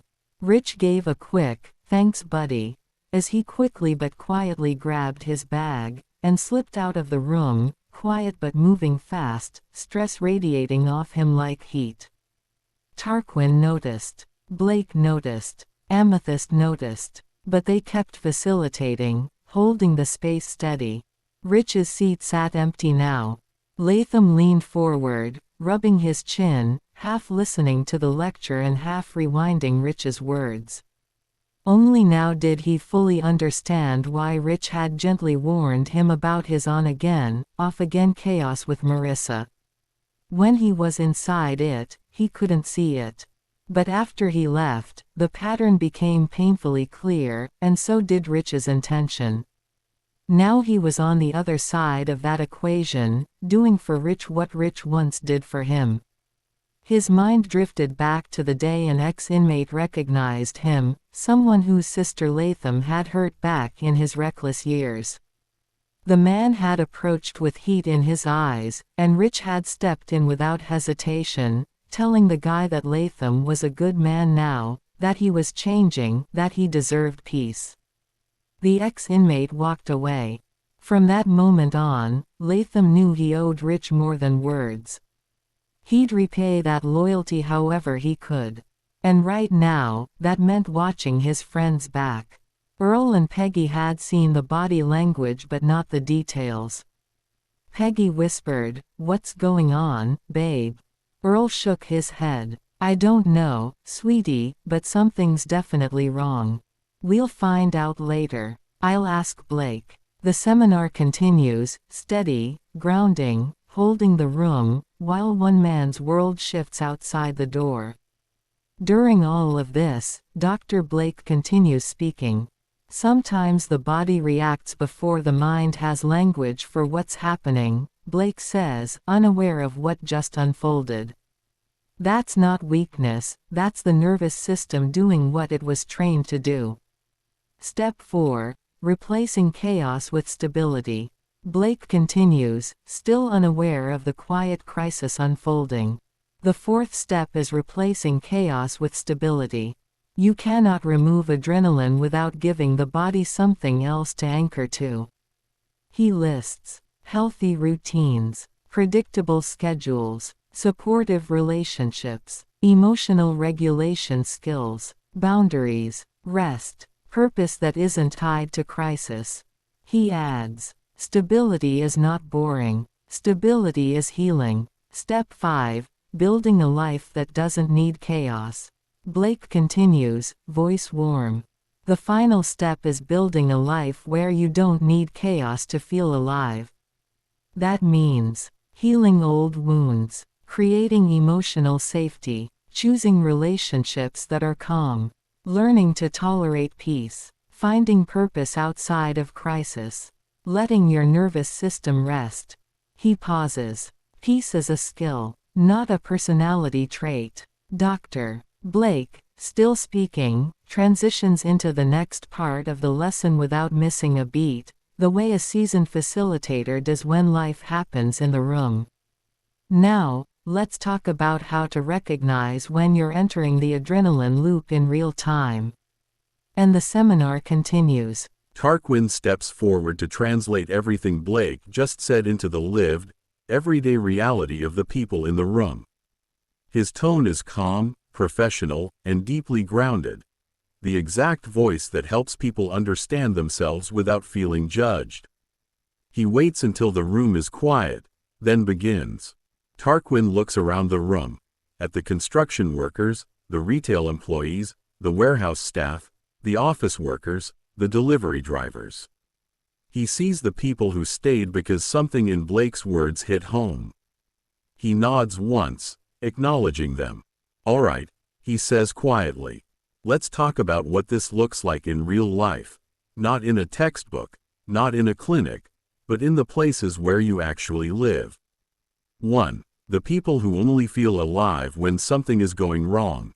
Some of you in here. You don't feel right unless something is going wrong. You don't feel normal unless you're fixing something, rescuing someone, putting out a fire, or racing against a deadline." He pauses. "And when things get calm, you get restless, you get irritated, you start pacing, you start picking fights, you start cleaning the whole house at 2 a.m., you start scrolling your phone looking for something to react to." A few people shift in their seats. He's describing them exactly. That's adrenaline coping. That's the body saying, "I don't know how to function without chaos." 2. The childhood connection. The part nobody talks about. Let me tell you something from the community side. Most people who thrive in chaos grew up in it. He lists examples calmly. Homes where people yelled a lot. Homes where you had to stay alert. Homes where you didn't know what mood you were walking into. Homes where you had to be the fixer, the peacemaker, the adult too early. Homes where calm didn't exist. He nods. So now, as adults, your body thinks chaos is normal. Your body thinks calm is suspicious. 3. The crisis expert identity. You ever notice how some people are the best version of themselves during emergencies? He continues. They're calm when everyone else is panicking. They think clearly when others freeze. They solve problems fast. They take charge. And then, when the crisis is over, they crash. They get irritable. They get tired. They get depressed. He lifts his chin slightly. That's because the adrenaline wore off.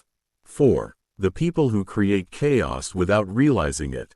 Some of you don't wait for chaos. You create it. Not on purpose. Not because you're dramatic, but because your body is addicted to the rush. He gives real-world examples. Starting arguments when things get too quiet. Procrastinating until the last minute because the pressure gives you energy. Jumping from job to job because stability feels boring. Picking partners who bring drama because peace feels unfamiliar. Taking on too many responsibilities because you only feel useful when you're overwhelmed. He lets that sink in. That's not personality. That's conditioning. 5. The crash. The part people hide. After the adrenaline high comes the crash. And that crash can feel like sadness, emptiness, irritability, exhaustion, numbness, loneliness, confusion, guilt, shame. Some of you know exactly what I'm talking about. He pauses. You're not broken. You're not dramatic. You're not too much. Your nervous system is tired. 6. The relationships affected by adrenaline coping. Tarquin continues with compassion. Let's talk about how this shows up in relationships.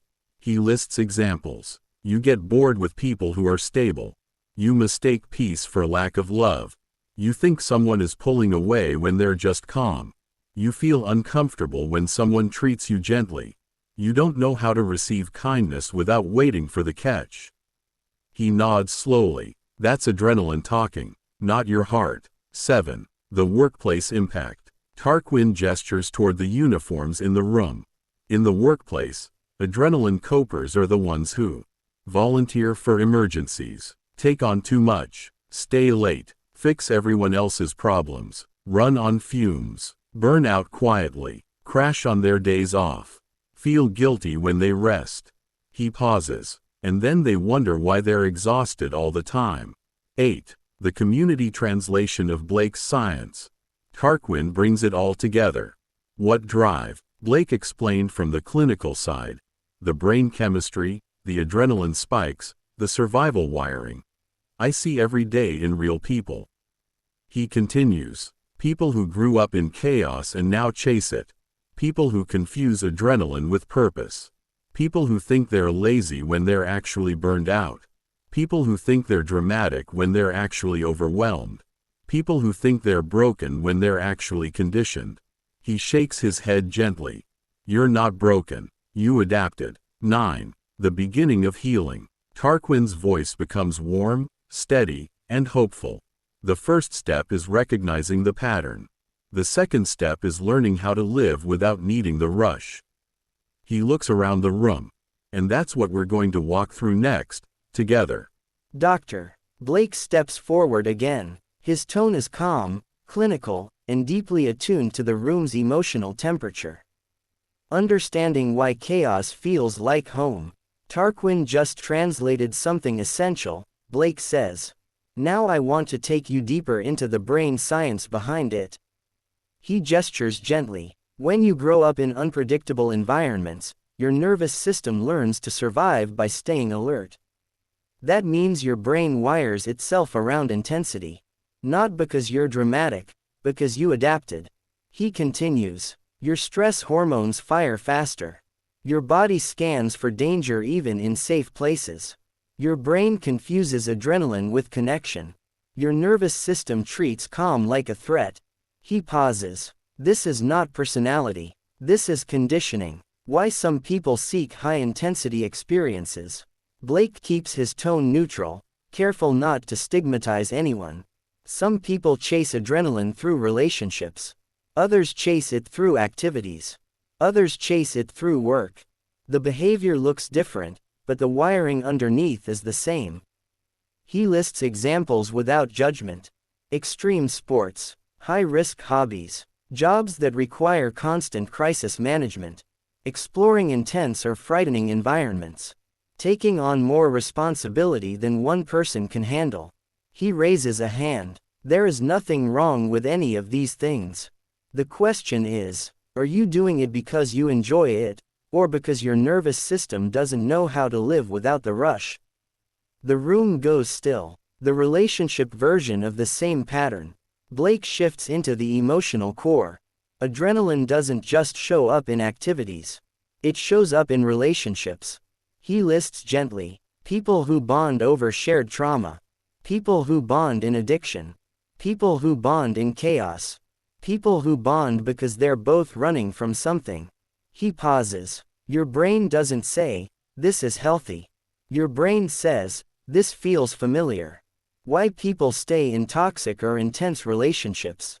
Blake continues. When your nervous system is wired for chaos, calm feels like abandonment. Peace feels like boredom. Stability feels like distance. Healthy love feels confusing. He adds, and the person who brings intensity feels like home, even if they hurt you.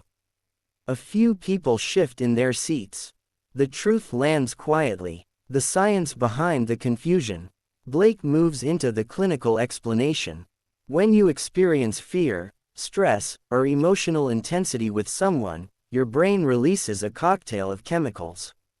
Adrenaline, cortisol, dopamine, oxytocin. That combination creates a powerful bond, not because the relationship is healthy, but because the brain is trying to survive. He continues. Your brain bonds based on familiarity, not safety. Why leaving chaos feels wrong. Blake softens his tone. When you leave a chaotic relationship, your body goes into withdrawal. Not from the person, from the adrenaline. He lists restlessness, anxiety, guilt, emptiness, loneliness, craving intensity, wanting to go back just to feel something. That's not love. That's your nervous system detoxing. Why people return to chaos. Blake explains. When calm feels unsafe, you will return to chaos just to feel normal again.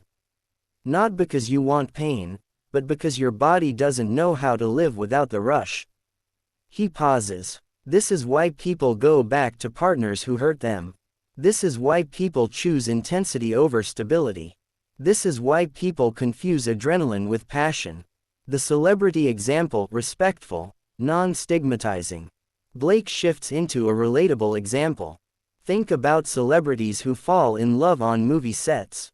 They're working long hours, under pressure, in emotional scenes, in intense environments. Their bodies are flooded with adrenaline. He continues. Adrenaline bonds people, not because they're soulmates, but because their nervous systems are sinking under stress. He adds gently, and when the movie ends, the adrenaline ends. And so does the relationship. The room murmurs. People get it. The real-life version. Blake looks around the room. This isn't just celebrities. This is coworkers bonding under stress. This is two people bonding in addiction. This is two people bonding in survival. This is two people bonding in chaos. He pauses, and the brain mistakes it for love. Now that you understand the adrenaline bond, we're going to talk about how to break it, and how to build a nervous system that can recognize real love instead of chaos. Dr. Blake steps back into the center of the room with the same grounded, clinical steadiness he's held since the seminar began. Blake begins with a slow inhale, modeling the regulation he's about to teach. 1. Step 1. Recognize the pattern without judging yourself. Awareness is the first intervention, he says. You cannot change a pattern you cannot see. He lists the signs of an adrenaline bond. Confusing intensity with love, craving chaos when things get calm, feeling bored in healthy relationships, Mistaking peace for distance. Feeling alive only during conflict. Returning to people who hurt you. Feeling empty when the adrenaline drops. He pauses. This is not a moral failure. This is a nervous system doing what it was trained to do. 2. Step 2. Interrupt the adrenaline loop. Blake explains that the body must be taught to pause before reacting. When you feel the urge to create chaos, chase intensity, or run back to someone who hurt you, your job is not to fight the urge. Your job is to interrupt it. He offers examples. Take a slow breath. Step outside. Drink water. Delay the reaction by 5 minutes. Name what you're feeling instead of acting on it. These micro-interruptions weaken the adrenaline loop over time. 3. Step 3. Replace the rush with regulation. Blake gestures gently. You cannot remove adrenaline without giving the body something else to anchor to. He lists regulation tools, grounding exercises, predictable routines, sensory calming, warmth, weighted blankets, soft textures, slow movement, walking, stretching, journaling urges instead of acting on them, connecting with safe people. He adds, your nervous system must learn that calm is not a threat. 4. Step 4. Rebuild your internal reward system. Blake explains the neuroscience. When you've lived in chaos, your dopamine system becomes tied to intensity. That means healthy love feels flat at first. He continues, you must retrain your brain to release dopamine from stability instead of chaos. He gives examples. Celebrating small wins, noticing moments of peace, practicing gratitude, rewarding yourself for choosing calm, tracking progress. These small rewards rewire the brain's pleasure pathways. 5. Step 5. Detox from the person or pattern. Blake's tone softens. When you leave a chaotic relationship or stop chasing adrenaline, your body goes through withdrawal. He lists the symptoms: restlessness, loneliness, craving intensity, wanting to go back, feeling empty, feeling guilty, feeling like something is missing. He says, this is not love, this is chemical withdrawal. He pauses. You must allow the detox to happen without running back to the source of the adrenaline. 6. Step 6. Build a life that doesn't need chaos. Blake steps forward slightly, voice warm. The final step is building a life where you don't need chaos to feel alive. He lists the pillars: emotional safety, stable relationships, meaningful routines, purpose outside of crisis, hobbies that bring joy instead of adrenaline, friendships that feel calm, environments that feel predictable. He adds, peace is a skill, not a personality trait. 7. Step 7. Relearn what love actually feels like. Blake closes this section with the most important truth. Healthy love is not a roller coaster. It's not intensity. It's not adrenaline. It's not fear mixed with passion. He pauses, letting the room breathe. Healthy love feels like consistency, like clarity, like safety, like being able to breathe. He looks around the room. And if that feels unfamiliar to you, that's okay. It just means you're healing. 1. The cycle of intermittent reinforcement. Blake begins with the foundation. Trauma bonds are built through intermittent reinforcement, a psychological pattern where affection and harm alternate unpredictably. He explains, periods of conflict, followed by apologies, followed by affection, followed by tension, followed by another rupture. This pattern activates the same neural pathways involved in gambling addiction, he says. The brain becomes conditioned to chase the next good moment, even if the cost is high. Clinical example: a partner who alternates between intense affection, emotional withdrawal, sudden anger, tearful apologies, promises to change. The unpredictability strengthens the bond. 2. Neurochemical dependency. Blake continues, when a relationship cycles between fear and relief, the brain releases a potent chemical cocktail: adrenaline, cortisol, dopamine, and oxytocin. He explains each. Adrenaline heightens alertness and emotional intensity. Cortisol keeps the body in survival mode. Dopamine rewards the moments of relief. Oxytocin creates attachment, even to unsafe people. When these chemicals fire together repeatedly, the brain forms a dependency. Not on the person, but on the cycle. Clinical example: someone feels physically anxious when the partner is gone, then feels relief when the partner returns, even if the partner is the source of the anxiety. 3. Cognitive dissonance and rationalization. Blake's tone remains gentle. Trauma bonds create cognitive dissonance, holding two conflicting truths at once. He lists: they hurt me, they love me, I'm scared, I feel connected, I want to leave, I can't imagine leaving. To reduce the discomfort, the brain rationalizes. They didn't mean it, it's my fault. They're stressed, it's not that bad. This is not denial, Blake says. It is a survival strategy.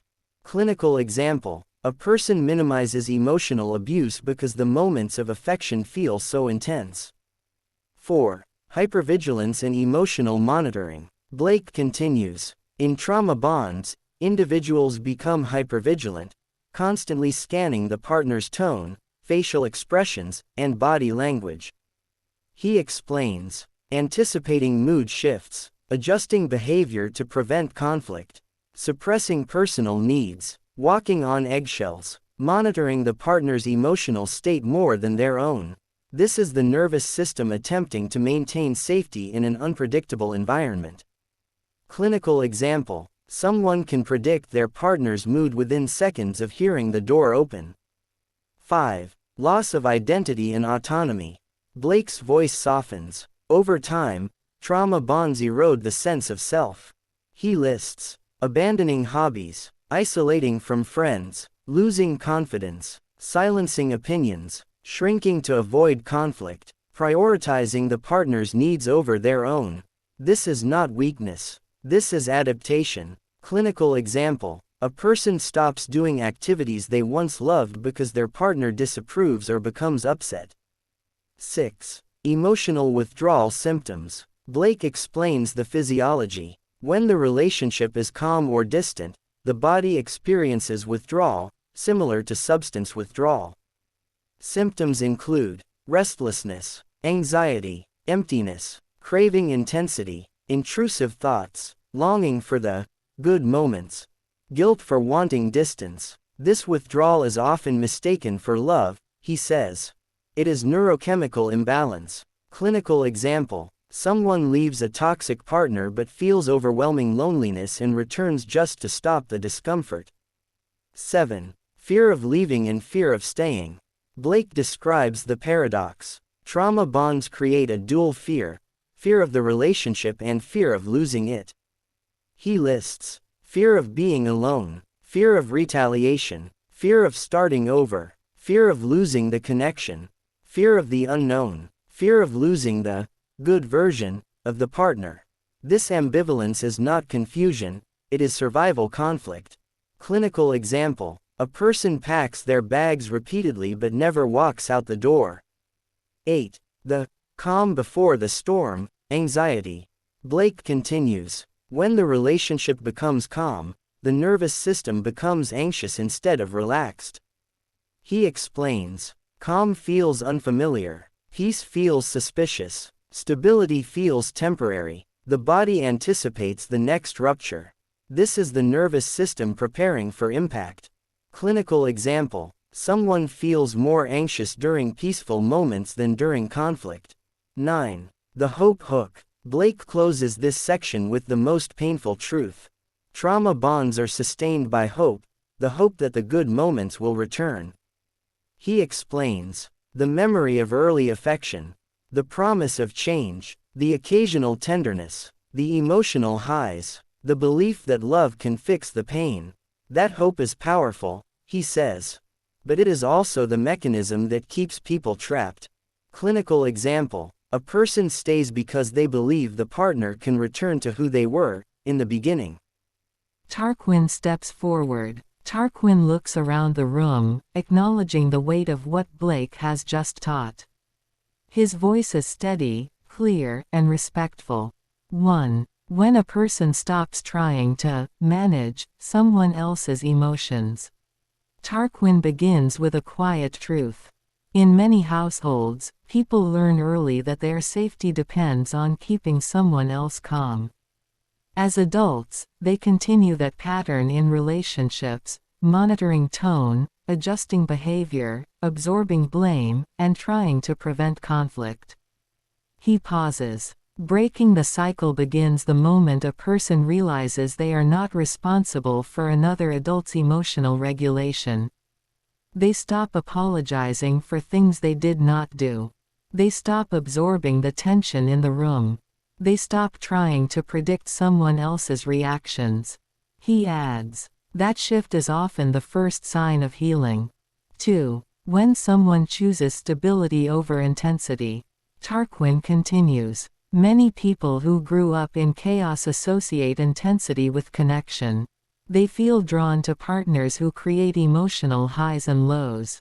But breaking the cycle often begins when a person chooses a relationship that is steady, predictable, and respectful, even if it feels unfamiliar at first. He explains. They begin to understand that calm is not the absence of love. It is the presence of safety.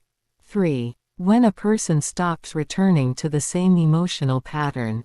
Tarquin's tone remains even. In communities, we often see individuals who leave a harmful relationship only to return when the loneliness or withdrawal becomes overwhelming.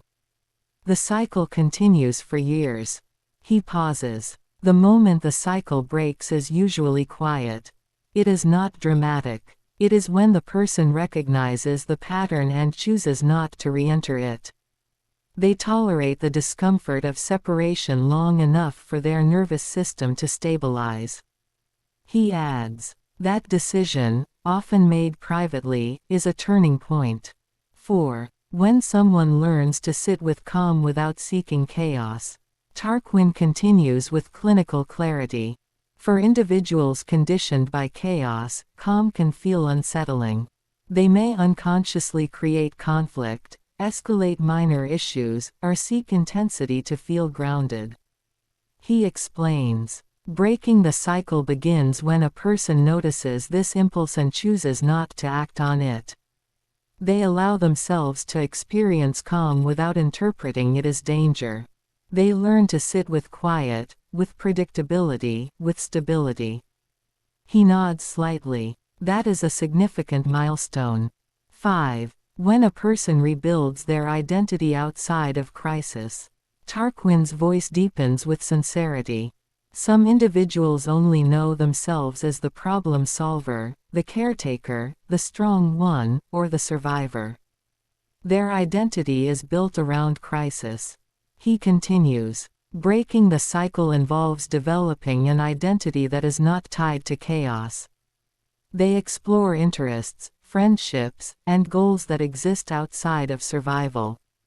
They begin to see themselves as more than what they endured. He adds, this is often the most transformative part of healing. 6. When someone sets boundaries and maintains them. Tarquin explains. In many communities, boundaries are misunderstood as rejection or disrespect.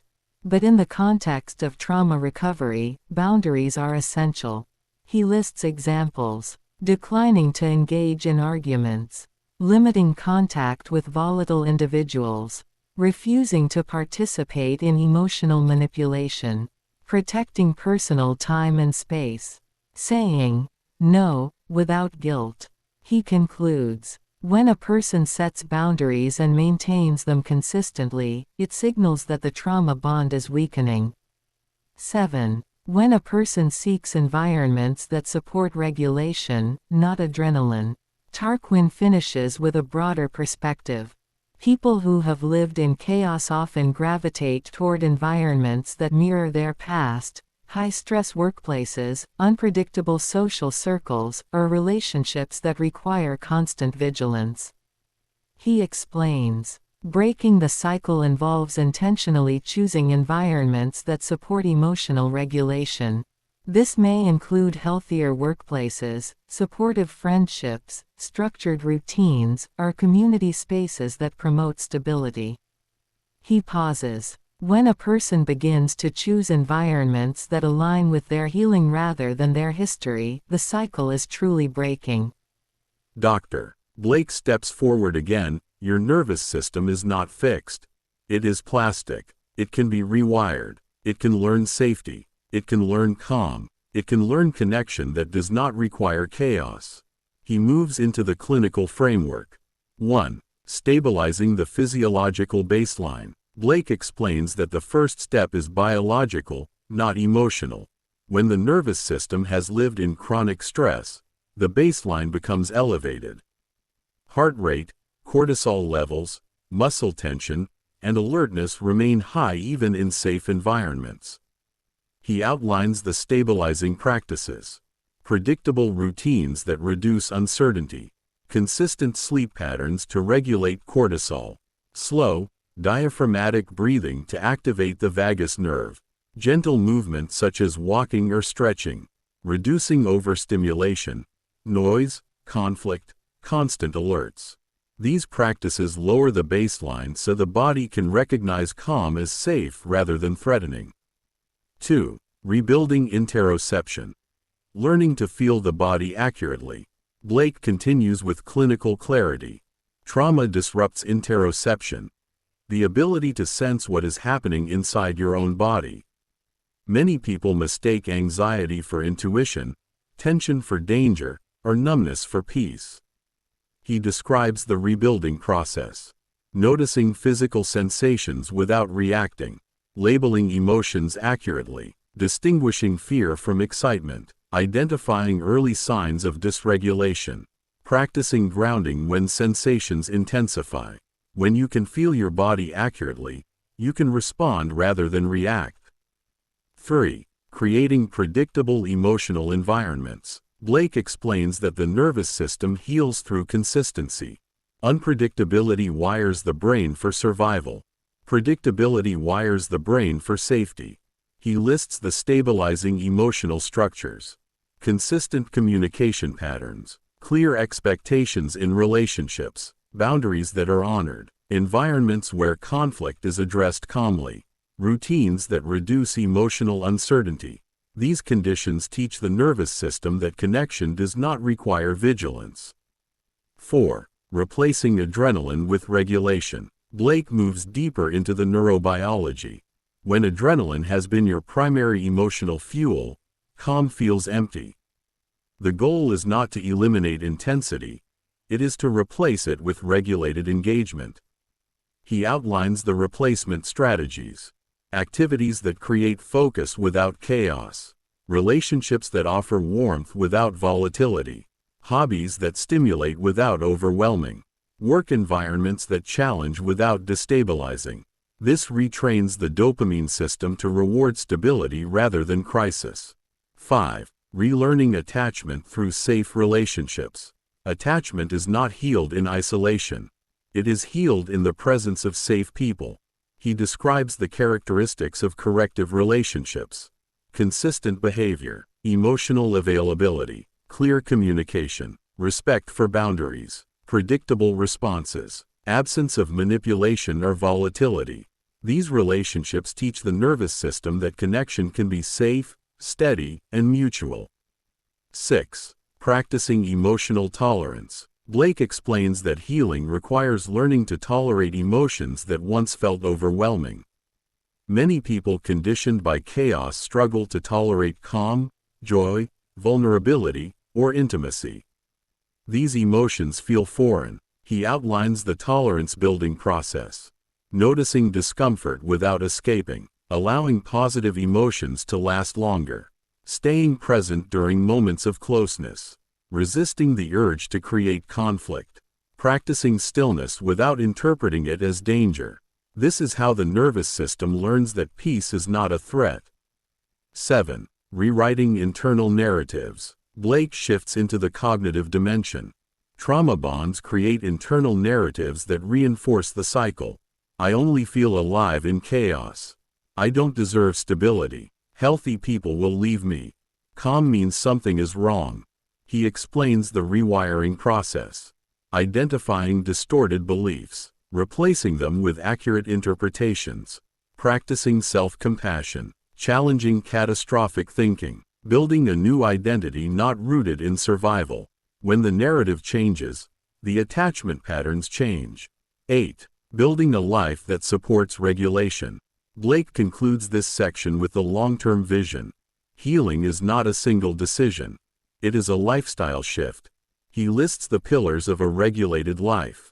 Environments that reduce stress, relationships that reinforce safety, routines that support predictability, boundaries that protect emotional energy, activities that nourish rather than deplete, communities that model healthy connection. When your life supports regulation, your nervous system no longer needs chaos to feel alive. Dr. Blake steps forward again. Your nervous system is not fixed. It is plastic. It can be rewired. It can learn safety. It can learn calm. It can learn connection that does not require chaos. He moves into the clinical framework. 1. Stabilizing the physiological baseline. Blake explains that the first step is biological, not emotional. When the nervous system has lived in chronic stress, the baseline becomes elevated. Heart rate, cortisol levels, muscle tension, and alertness remain high even in safe environments. He outlines the stabilizing practices. Predictable routines that reduce uncertainty. Consistent sleep patterns to regulate cortisol. Slow, diaphragmatic breathing to activate the vagus nerve. Gentle movement such as walking or stretching. Reducing overstimulation, noise, conflict, constant alerts. These practices lower the baseline so the body can recognize calm as safe rather than threatening. 2. Rebuilding interoception. Learning to feel the body accurately. Blake continues with clinical clarity. Trauma disrupts interoception, the ability to sense what is happening inside your own body. Many people mistake anxiety for intuition, tension for danger, or numbness for peace. He describes the rebuilding process. Noticing physical sensations without reacting. Labeling emotions accurately. Distinguishing fear from excitement. Identifying early signs of dysregulation. Practicing grounding when sensations intensify. When you can feel your body accurately, you can respond rather than react. 3. Creating predictable emotional environments. Blake explains that the nervous system heals through consistency. Unpredictability wires the brain for survival. Predictability wires the brain for safety. He lists the stabilizing emotional structures. Consistent communication patterns. Clear expectations in relationships. Boundaries that are honored. Environments where conflict is addressed calmly. Routines that reduce emotional uncertainty. These conditions teach the nervous system that connection does not require vigilance. 4. Replacing adrenaline with regulation. Blake moves deeper into the neurobiology. When adrenaline has been your primary emotional fuel, calm feels empty. The goal is not to eliminate intensity, it is to replace it with regulated engagement. He outlines the replacement strategies. Activities that create focus without chaos. Relationships that offer warmth without volatility. Hobbies that stimulate without overwhelming. Work environments that challenge without destabilizing. This retrains the dopamine system to reward stability rather than crisis. 5. Relearning attachment through safe relationships. Attachment is not healed in isolation. It is healed in the presence of safe people. He describes the characteristics of corrective relationships. Consistent behavior, emotional availability, clear communication, respect for boundaries, predictable responses, absence of manipulation or volatility. These relationships teach the nervous system that connection can be safe, steady, and mutual. 6. Practicing emotional tolerance. Blake explains that healing requires learning to tolerate emotions that once felt overwhelming. Many people conditioned by chaos struggle to tolerate calm, joy, vulnerability, or intimacy. These emotions feel foreign. He outlines the tolerance-building process. Noticing discomfort without escaping. Allowing positive emotions to last longer. Staying present during moments of closeness.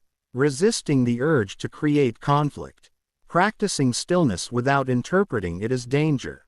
This is how the nervous system learns that peace is not a threat. 7. Rewriting internal narratives. Blake shifts into the cognitive dimension. Trauma bonds create internal narratives that reinforce the cycle. I only feel alive in chaos. I don't deserve stability. Healthy people will leave me. Calm means something is wrong. He explains the rewiring process. Identifying distorted beliefs. Replacing them with accurate interpretations. Practicing self-compassion. Challenging catastrophic thinking. Building a new identity not rooted in survival. When the narrative changes, the attachment patterns change. 8. Building a life that supports regulation. Blake concludes this section with the long-term vision. Healing is not a single decision. It is a lifestyle shift. He lists the pillars of a regulated life. Environments that reduce stress. Relationships that reinforce safety. Routines that support predictability. Boundaries that protect emotional energy. Activities that nourish rather than deplete. Communities that model healthy connection. When your life supports regulation, your nervous system no longer needs chaos to feel alive. Dr. Blake continues. 1. Calm no longer feels threatening. Blake begins with the most foundational shift.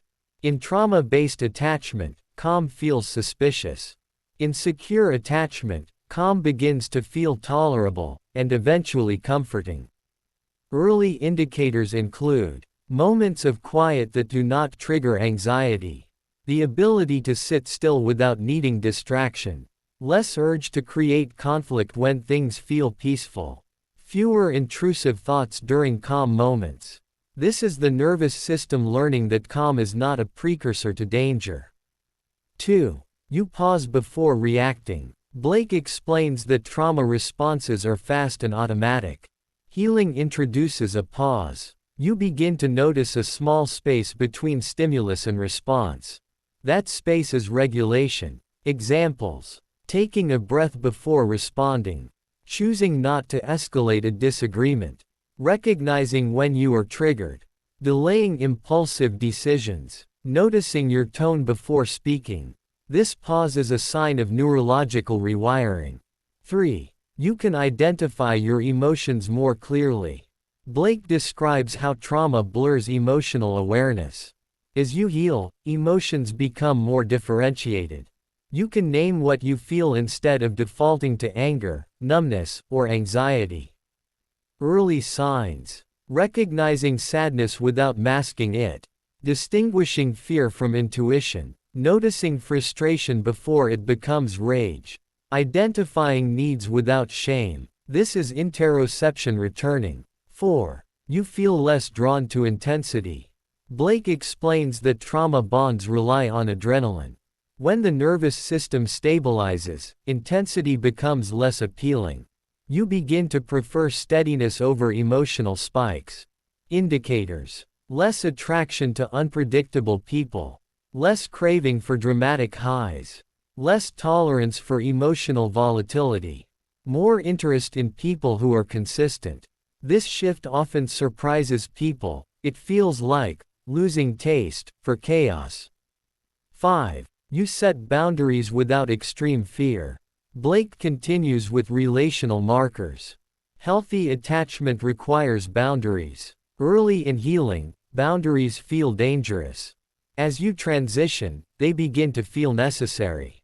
Signs include saying no without panic, expressing needs without guilt, ending conversations when overwhelmed, limiting contact with destabilizing individuals.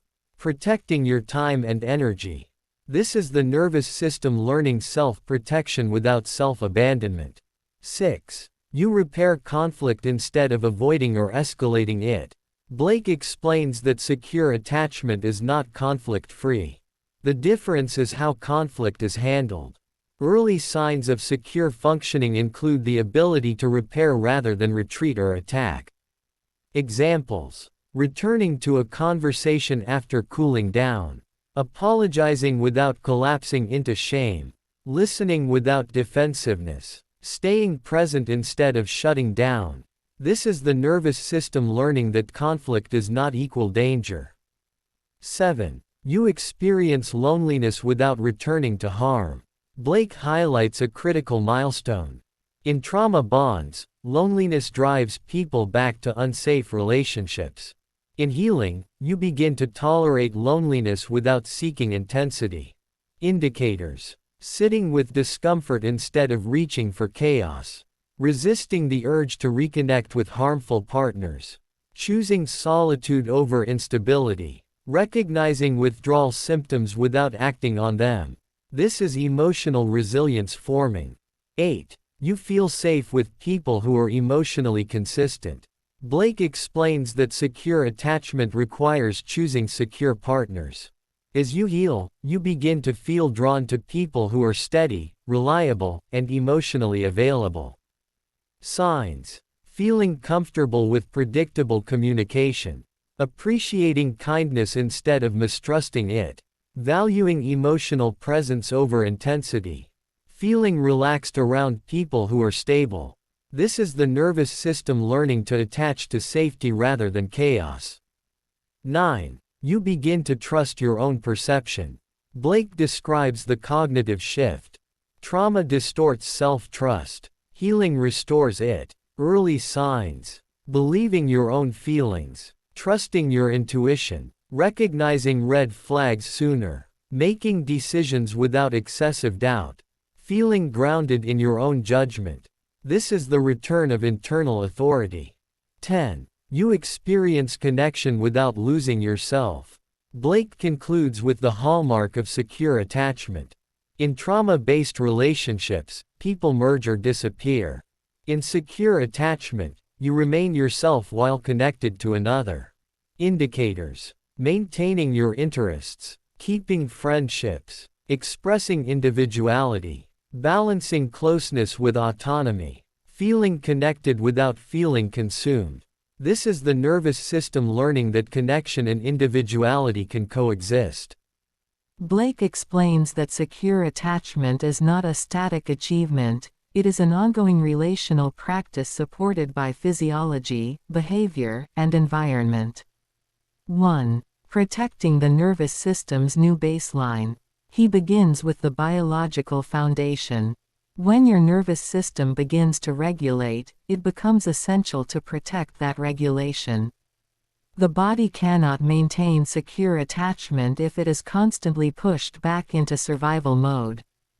Key maintenance practices include consistent sleep and wake cycles, predictable daily routines, minimizing exposure to unnecessary chaos, maintaining grounding practices, reducing overstimulation, noise, conflict, constant alerts, choosing environments that support calm rather than intensity. These habits keep the nervous system from reverting to old patterns. 2. Practicing consistent emotional regulation. Blake explains that secure attachment requires emotional steadiness. You maintain secure attachment by regulating your emotions before they escalate. This prevents the relationship from becoming a source of instability. Maintenance behaviors include pausing before reacting, naming emotions accurately, communicating needs early, taking breaks during conflict, returning to repair after cooling down. Regulation is not perfection, it is consistency. 3. Maintaining clear, respectful boundaries. Blake emphasizes that boundaries are not walls, they are relational clarity. Secure attachment thrives when both people understand where they end and the other begins. Maintenance includes stating limits calmly, honoring your own boundaries, respecting your partner's boundaries, adjusting boundaries as the relationship evolves, protecting personal time, space, and energy. Boundaries prevent enmeshment and resentment. 4. Practicing vulnerability in sustainable increments. Blake explains that vulnerability is not a one-time event. Secure attachment deepens through repeated, manageable moments of vulnerability. Maintenance looks like sharing feelings honestly, expressing needs without apology, allowing your partner to comfort you, offering comfort without overfunctioning, staying emotionally present during closeness. Vulnerability builds trust when it is paced appropriately. 5. Repairing ruptures quickly and effectively. Blake clarifies that secure relationships are not conflict-free. What distinguishes secure attachment is the ability to repair ruptures without fear. Maintenance involves acknowledging harm without defensiveness, apologizing sincerely, validating the partner's experience, collaborating on solutions, returning to connection after conflict. Repair is the backbone of secure attachment. 6. Maintaining individual identity. Blake explains that secure attachment requires two whole individuals. You maintain security by preserving your identity, interests, friendships, and autonomy. Maintenance includes pursuing personal goals, nurturing friendships, maintaining hobbies, honoring personal values, balancing closeness with independence. Healthy attachment does not require self-abandonment. Recognizing partners who are capable of secure attachment. Blake shifts into the discernment piece, the part many people struggle with after trauma. Not everyone is capable of secure attachment. Some individuals are willing but unskilled. Others are unwilling or unable. The nervous system must learn to differentiate. 1. Look for consistency over time. Blake explains that secure individuals demonstrate reliability. Signs include predictable communication, stable emotional responses, follow through on commitments, consistent presence during stress, no sudden shifts in affection or availability. Consistency is the strongest indicator of secure capacity. 2. Observe their relationship with conflict. Blake continues, secure individuals do not weaponize conflict. They do not escalate unnecessarily. They do not punish with silence or withdrawal. Healthy conflict behaviors include staying respectful, listening without defensiveness, taking responsibility, repairing after rupture, avoiding threats or ultimatums. How someone handles conflict reveals their attachment style more than how they handle harmony. 3. Assess their emotional availability. Blake explains that secure partners are emotionally present. Indicators include expressing feelings clearly, responding to your emotions with empathy, showing interest in your inner world, being comfortable with closeness, not shutting down or becoming overwhelmed by intimacy. Emotional availability is essential for secure bonding. 4. Evaluate their boundaries and respect for yours. Blake continues with precision. Secure individuals have healthy boundaries and respect yours without guilt-tripping, pressure, or manipulation.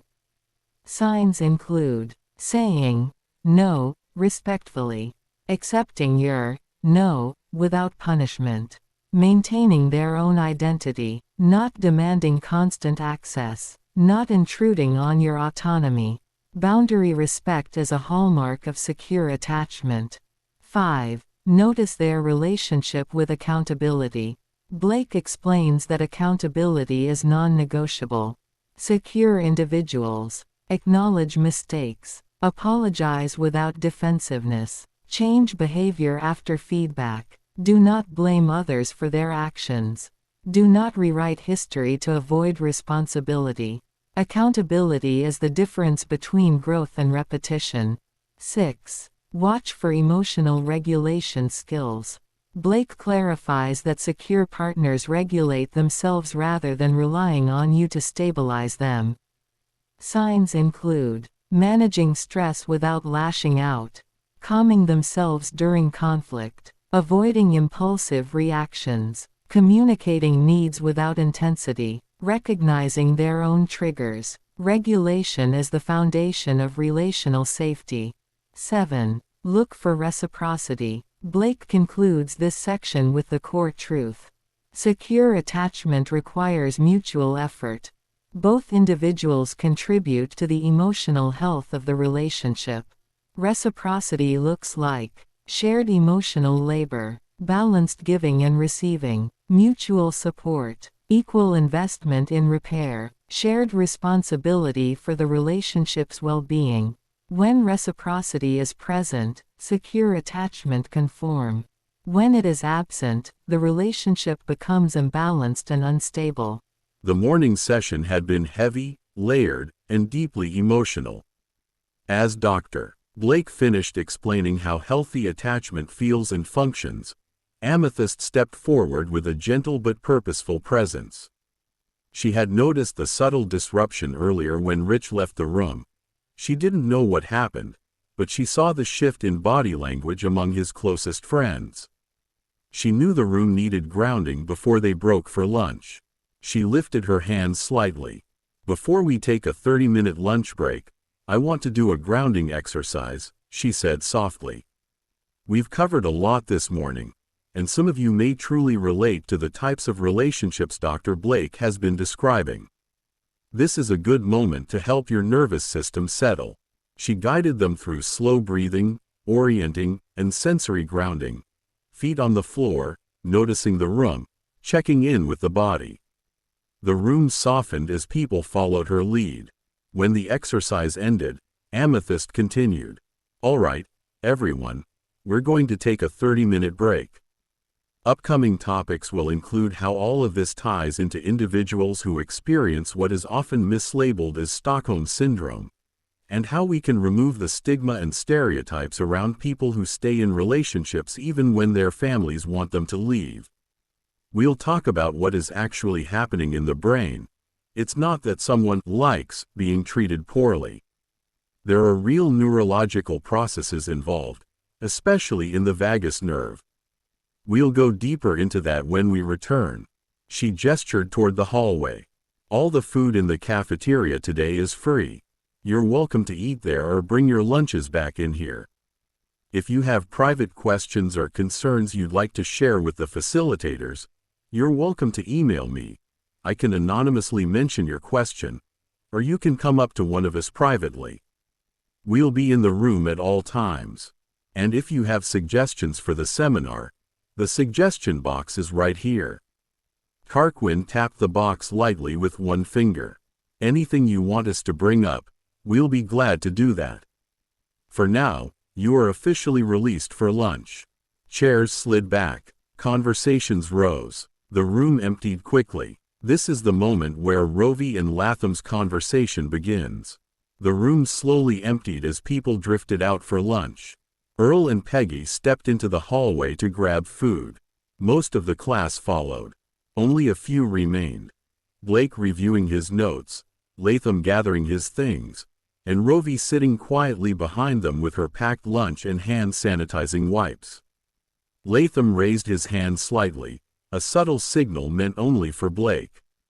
Blake noticed immediately and walked over, lowering his voice out of respect. "How can I help you?" Blake asked. Latham kept his tone low. "Rich had to step out. It's serious. Sherry got arrested. The whole crew. Her mom has karma, but she has to leave for her shift. Rich had to go get his daughter." Blake's expression softened with concern. "Thank you for telling me. I appreciate the update. I'll check in with him later." He gave Latham a nod and stepped away. As soon as Blake moved, Rôvi leaned forward from the seat behind them. "Latham," she said gently. He turned, surprised but not alarmed. "Hey, Rôvi." She lifted her hands slightly, palms open, a gesture of honesty. "I wasn't trying to eavesdrop. I really wasn't. But you and Dr. Blake were right in front of me, and I heard what you said about Rich. Latham nodded. It's okay. You're good. Rôvi continued, voice soft but steady. I have a background in childhood development. I've seen situations like this before. When a parent gets arrested, child protection steps in fast, especially if they think the child doesn't have stable care. Latham's eyes sharpened. He knew she was right. I have a solution that can keep that from happening, Rôvi said. But I need to reach him. I know his number is private, and I would never ask if it wasn't serious. Do you think he'd mind if you gave it to me? Rôvi didn't move through the world like someone guessing at danger. She moved like someone who had lived it. The moment she overheard Latham's quiet update about Sherry's arrest, her mind didn't drift to gossip or curiosity. It snapped into a kind of protective clarity that only comes from surviving the system yourself. She knew Rich's entire backstory with Sherry. She knew the relationship had been born out of chaos, not love. She knew he had fought hard to rebuild his life. She knew he was a felon, something he never hid, something he worked every day to rise above. And she knew exactly how the system treated fathers like him. But there was something else, something deeper, something personal. Rôvi had mosaic Down syndrome. Karma had Down syndrome, and Rôvi knew, in a way most people never would, what that meant. Children with Down syndrome and mosaic Down syndrome are often targeted, bullied, underestimated, taken advantage of, or dismissed. Rôvi had lived through that vulnerability as a child. She had seen other children with Down syndrome placed in homes where they couldn't communicate what was happening to them. She had watched caseworkers overlook subtle signs because the child seemed fine. She had seen how easily a child who processes the world differently could be misunderstood, mislabeled, or mistreated. She knew that Karma, sweet and trusting, would be even more vulnerable in the wrong hands. She knew Karma might not have the words to explain if something felt wrong. She knew how quickly children like her could disappear into the system, for their own protection, only to face new dangers behind closed doors. So when she heard that Sherry had been arrested, her brain connected the dots instantly. CPS would be notified. They would ask where the child was. They would check for a father. They would see felony before they saw good dad. And they would move fast, faster than anyone expected. Rôvi had grown up bouncing from foster home to foster home, watching caseworkers make decisions in minutes that shaped a child's entire life. She had seen good parents lose their children because the system didn't have time to understand the full picture. She had seen fathers dismissed because of a record, not because of their character. She had seen children taken for safety, when safety was already standing right in front of them. She wasn't going to let that happen to Karma. Not to a child who reminded her so much of herself. Not to a child who deserved stability, not another trauma. This wasn't meddling. This wasn't overstepping. This was a trauma survivor recognizing the storm before anyone else smelled the rain. Rôvi acted because she understood the whole picture. Sherry's arrest, Rich's record, the system's bias, the speed at which children with disabilities can be swept into protective custody, and the emotional cost of that kind of separation. She acted because she had once been the child no one protected in time. And she acted because she knew Rich would never forgive himself if Karma ended up in the system when there was a way to prevent it. That's why she asked for his number.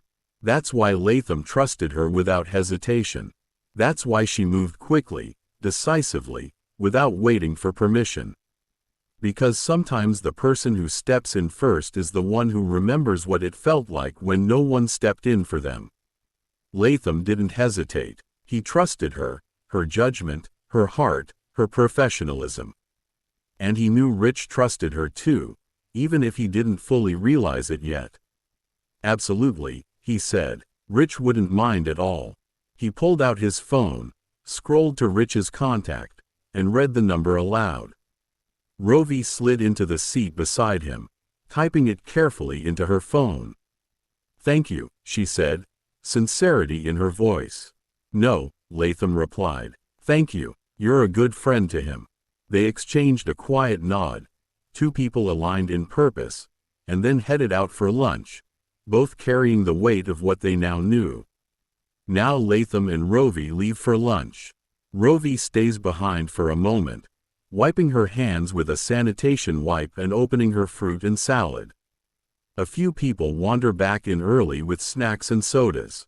You hear crunching, cans opening, soft chatter. Blake is still writing notes. Amethyst and Tarquin return with drinks. Blake quietly updates them on what Latham told him.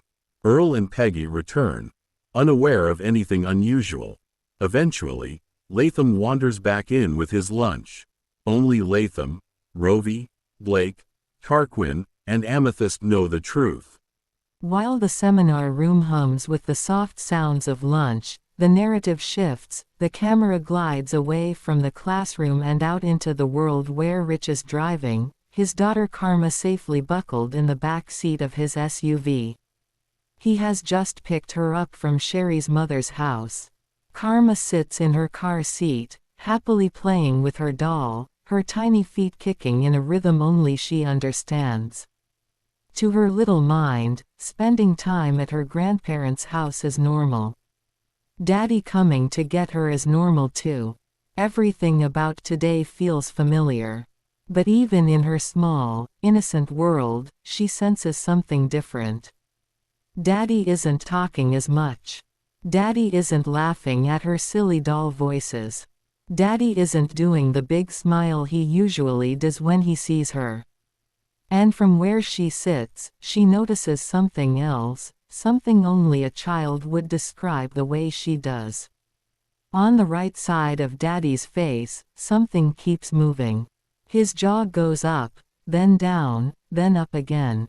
Not like chewing, not like talking, just moving. To her, it looks like Daddy has a tiny invisible bug crawling under his skin. Or like he's making a secret face he doesn't know she can see. She doesn't have the words, jaw tension, or stress. She only knows, Daddy's face is doing something funny, and Daddy is quiet. But she trusts him completely. Daddy always makes things better. When she gets a boo-boo, Mommy or Daddy hug her, kiss her forehead, and say, "I love you," and the world always feels safe again. So she does the only thing she knows how to do, she copies what her parents do for her. She leans forward in her car seat, doll still in her hand, and in her tiny voice she says, "Daddy, I love you." Rich glances at her through the rearview mirror. His jaw is still doing that little movement she noticed, the one she doesn't understand, but the moment he hears her voice, something in him cracks open. He can't resist it. He never could. A real smile breaks across his face. Karma sees it instantly and grins back, proud of herself, because in her mind she has just fixed everything. "I love you too, sweetie," he says. And to her, that means the problem is solved. Daddy smiled. Daddy said, "I love you." Everything is good again. She goes right back to playing with her doll, humming to herself, completely content. Even though Karma is satisfied that she solved Daddy's problem, Rich's mind is still racing. He's already thinking ahead. He has to call his boss and tell him he can't come in tomorrow. He has to contact his parole officer. He has to find an attorney. He has to figure out what happens next with Sherry. His mind is a storm, but his voice stays soft for Karma. Then his phone vibrates. A short, sharp buzz from the cup holder. Rich doesn't look at it. He doesn't reach for it. He assumes it's Sherry's mother with more bad news, more chaos, more emotional weight he can't carry right now, not with Karma in the car. He keeps both hands on the wheel. He keeps his eyes on the road. He keeps his daughter calm. He ignores the phone. He doesn't know it's Rôvi. He doesn't know she's reaching out to help. He doesn't know she's already moving to protect him and Karma. Right now, all he knows is that he needs to keep his daughter safe and steady. So he makes a decision. He turns the wheel and pulls into the familiar lane of a McDonald's, the kind of place that lights up a child's face instantly. The golden arches rise ahead like a beacon of comfort, and the moment Karma sees them, her entire body brightens. She gasps, points, and kicks her feet with excitement. "Daddy! Daddy! Look! Ronald McDonald!" She squeals, pointing at the colorful poster on the window. Rich smiles, a real one this time, because this is exactly what he wanted. He wanted her joy. He wanted her innocence. He wanted her to feel safe. He pulls into the drive-thru. The speaker crackles. "Welcome to McDonald's, may I take your order?" Karma is bouncing now, her voice high and happy. "Daddy, Daddy, I want a Happy Meal." Rich answers calmly, "Can I get a chicken nugget Happy Meal, please? And a girl toy?" "Of course," the voice replies. "What would you like to drink?" Rich chooses the healthiest option they offer. "Apple juice," he says. "And for you, I'll take a number 3. Dr. Pepper for the drink." He pulls forward. As he waits at the window, his phone buzzes again, the reminder vibration that signals an unread text. This time, because he's stopped, he pulls the phone out. A number he doesn't recognize.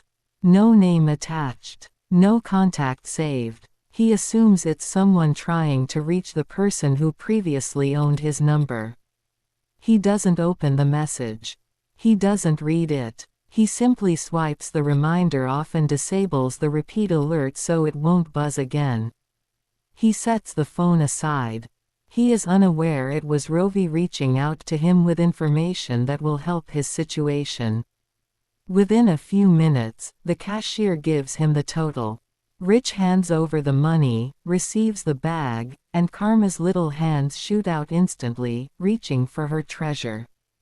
"Daddy! Daddy! Toy! Toy!" Rich turns in his seat, his voice gentle but firm.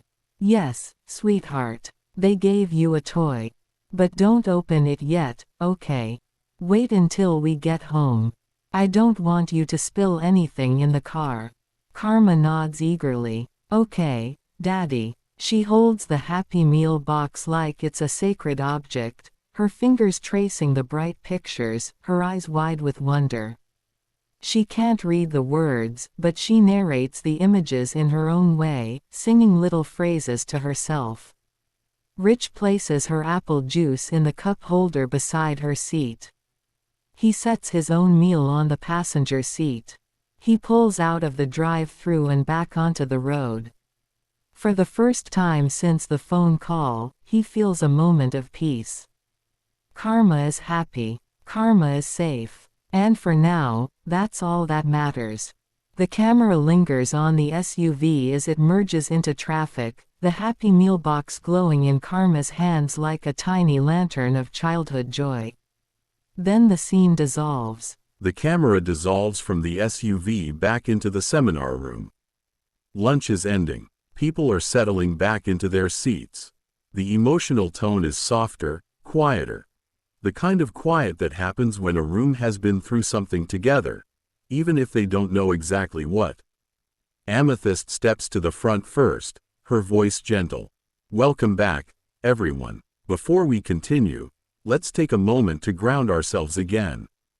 She leads a brief grounding exercise. Slow breaths, feet on the floor, orienting to the room. The class follows, the energy settling into a calm, receptive state. When the room is steady, she nods to Dr. Blake. He steps forward. Dr. Blake looks around the room, sensing the readiness in the air. His tone is calm, steady, and deeply compassionate. "Before we talk about adults, we need to understand where trauma bonding begins. It begins in childhood, not because children are weak, but because they are wired for survival. He pauses, letting the truth settle. 1. Children bond for survival, not preference. Children don't choose their attachments. Their nervous system bonds to whoever is responsible for their survival, even if that person is inconsistent, frightening, or unsafe. He explains how the child's brain is designed to attach automatically, without evaluating whether the caregiver is healthy. 2. The vagus nerve and the danger safety loop. He gestures to a diagram. When a caregiver switches between affection and fear, the vagus nerve becomes confused. The child's body learns to associate the same person with both danger and safety. He explains how this creates the neurological foundation of trauma bonding. 3. Children blame themselves. When a caregiver is unpredictable, children assume they caused it. This is not ego, it is survival logic. He lists the internal beliefs children form, like, if I behave better, they'll calm down. 4. Fear and love become entangled. Children cannot distinguish between adrenaline, fear, relief, and affection. These sensations blend together. He explains how this wires the brain to confuse intensity with love. 5. Why children defend unsafe caregivers. Children defend caregivers, even harmful ones, because the brain prioritizes attachment over truth. He explains how children minimize harm, rationalize behavior, and cling harder when the caregiver is inconsistent. 6. The link to Stockholm Syndrome. He reframes the concept as an attachment response, not a syndrome. 7. How childhood trauma bonds shape adult relationships. He ties it back to the morning session, explaining how these early patterns become adult patterns. 8. The emotional cost on the child. He explains how trauma bonding affects identity, self-worth, and emotional development. 9. The hope. The nervous system can be rewired. Trauma-based attachment can be unlearned. Children can heal. Adults can heal. He closes his notebook gently. Dr. Blake steps forward again. Blake begins with a calm, grounded tone, the kind of voice that makes people feel safe enough to look inward. Reparenting, he says, is the process of giving your adult nervous system the experiences it should have had in childhood: safety, predictability, comfort, and connection. It's not about blaming your parents. It's about healing the parts of you that never got what they needed. He moves slowly, letting each concept land. Blake explains that the nervous system is shaped by early experiences. When a child grows up with inconsistency, chaos, emotional unpredictability, fear mixed with affection, caretakers who were overwhelmed or unsafe, the nervous system learns survival, not safety. Your body remembers what your mind forgets, he says. Reparenting is how we teach the body a new story. Blake outlines the process in a way that feels both clinical and deeply human. 1. Predictability and routine. Children need rhythm. Adults do too. He explains that the nervous system calms when life becomes predictable. Consistent sleep and wake times. Regular meals. Morning and evening rituals. Reducing chaos and overstimulation. Creating a stable home environment. These rhythms tell your body, you're safe now. 2. Self-soothing without shame. Many adults were never taught how to calm themselves. They learned to shut down, numb out, overwork, explode, dissociate. Reparenting teaches new regulation tools. Slow breathing, grounding techniques, sensory comfort, warmth, soft textures, weighted blankets, gentle movement, compassionate self-talk. When you soothe yourself, you become the parent your nervous system needed. 3. Rewriting the inner voice. Blake explains that the voice inside your head is often the voice you grew up with, not your own. Reparenting means replacing, "What's wrong with you? You're overwhelmed. Let's slow down. You're too sensitive. Your feelings make sense. You're on your own. I'm here. I won't abandon you." This isn't affirmation, he says. It's neurological retraining. 4. Practicing safe attachment with safe people. Healing happens in relationships, not necessarily romantic ones.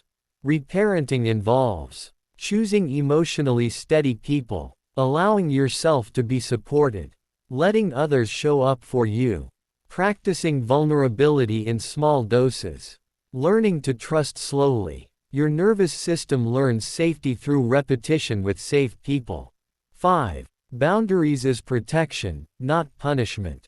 Blake clarifies that boundaries are not walls, they are care. Reparenting means saying no without apology, limiting contact with destabilizing people, protecting your time and energy, refusing to abandon yourself to keep the peace. When you set boundaries, you become your own protector. 6. Repairing after conflict. Many adults grew up in homes where conflict meant danger. Reparenting teaches conflict can be calm, conflict can be respectful, conflict can be repaired, connection can survive imperfection. This involves taking breaks when overwhelmed, returning to the conversation, apologizing without shame, listening without defensiveness. Repair teaches your nervous system that love doesn't disappear when things get hard. 7. Resting without earning it. Blake pauses here, knowing how many people struggle with this. Children who grow up in chaos learn that rest is unsafe. They learn to stay alert, stay useful, stay productive. Reparenting means resting without guilt, slowing down without fear, letting your body relax, giving yourself permission to do nothing. Rest is not laziness. Rest is regulation. 8. Relearning what love feels like. Blake explains that trauma teaches the body that love is intense, unpredictable, inconsistent, dramatic, painful. Reparenting teaches the body that love is steady, warm, predictable, respectful, calm. When your nervous system learns this difference, your entire life changes. 9. Becoming the adult you needed. Blake closes this section with the deepest truth. Reparenting is not about fixing your childhood. It's about giving your adult self the safety, compassion, and stability you deserved all along. He lists the qualities of the inner parent adults must cultivate: patient, protective, consistent, nurturing, emotionally present, forgiving, steady. When you become this person for yourself, your nervous system finally learns that the danger is over. The room is silent, not heavy, but deeply moved. People are absorbing the idea that healing is not abstract. It is practical. It is daily. It is possible. Blake looks around the room, then asks, now that we've explored reparenting, we can move into the next layer: how adults break trauma bond patterns in relationships. Shall we continue there? Blake continues with a truth that lands like a quiet bell in the room. Trauma bonds don't break because you want them to. They break when your nervous system learns a new way to feel safe. He lets that settle. People lean in. Trauma bonds are not emotional weakness. They are not lack of willpower. They are not bad choices. They are neurological conditioning. And Blake is about to teach the room how to undo that conditioning. 1. Understanding the cycle before you break it. Blake draws a simple loop on the board: intensity, relief, hope, fear, repeat. This cycle is addictive, he says. Not emotionally, biologically. Your brain releases adrenaline during conflict and dopamine during reconciliation. The combination creates a chemical bond stronger than logic. He explains that adults often mistake anxiety for attraction, intensity for intimacy, inconsistency for passion, chaos for connection. Breaking the trauma bond begins with recognizing the cycle, not shaming yourself for being in it. 2. Interrupting the adrenaline loop. Blake continues, when you're trauma bonded, your body is addicted to the adrenaline spikes. So the first step is learning to interrupt the spike. He lists practical, physiological interrupters. Grounding through the senses, cold water on the wrists, stepping outside for air, naming what you feel out loud, slowing your breathing, delaying your response. These techniques don't break the bond, he says. They break the moment, and that gives you power. 3. Replacing intensity with regulation. Blake explains that trauma bonds thrive on emotional roller coasters. Healthy relationships feel different, calm, predictable, steady, emotionally safe. For someone raised in chaos, calm feels like abandonment. So you have to teach your nervous system that calm is not danger, it's safety. He encourages the room to practice. Spending time with emotionally steady people. Choosing environments that feel peaceful. Noticing when calm makes you uncomfortable. Staying with the discomfort instead of running from it. This is how you retrain your body to recognize healthy love. 4. Creating distance from the source of the bond. Blake's tone becomes firmer, not harsh, but protective. You cannot break a trauma bond while staying in constant contact with the person who created it. He clarifies that distance can take many forms. Emotional distance, physical distance, reduced communication, blocked communication, boundaries around access, support systems that buffer the pull. This isn't punishment, he says. It's detox. 5. Rebuilding your internal reward system. Blake explains that trauma bonds hijack the brain's reward pathways. You've been conditioned to feel rewarded by chaos. So you have to create new rewards. He suggests celebrating small acts of self-respect, rewarding yourself for choosing calm, noticing when you feel peace, tracking moments of emotional clarity, building routines that feel good to your body. Your brain needs new sources of dopamine, ones that don't come from pain. 6. Rewriting the story you tell yourself. Blake steps closer to the audience. Trauma bonds survive on narratives like, I can fix them, they need me, no one else understands them, this is the best I'll get, this is what love feels like. He pauses. These are not truths, they are survival scripts. Breaking the bond means rewriting the script. I deserve consistency, my needs matter, love shouldn't hurt, calm is not abandonment, I am allowed to choose myself. 7. Building a life outside the bond. Blake explains that trauma bonds shrink your world until the relationship becomes the center of your identity. To break the bond, you must expand your world again. Friendships, hobbies, routines, goals, community, support systems. When your life grows, the bond shrinks.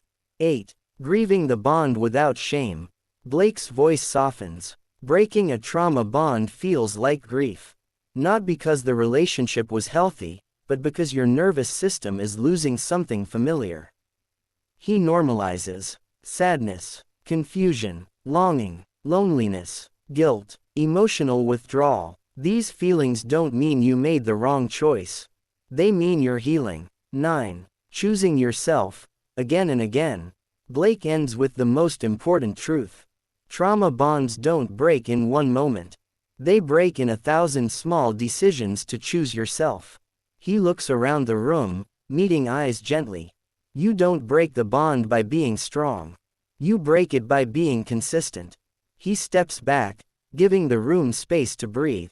Tarquin steps forward again, but this time the room feels different. Blake has just taken everyone through the clinical side of childhood trauma bonding and the clinical roadmap for reparenting the adult nervous system.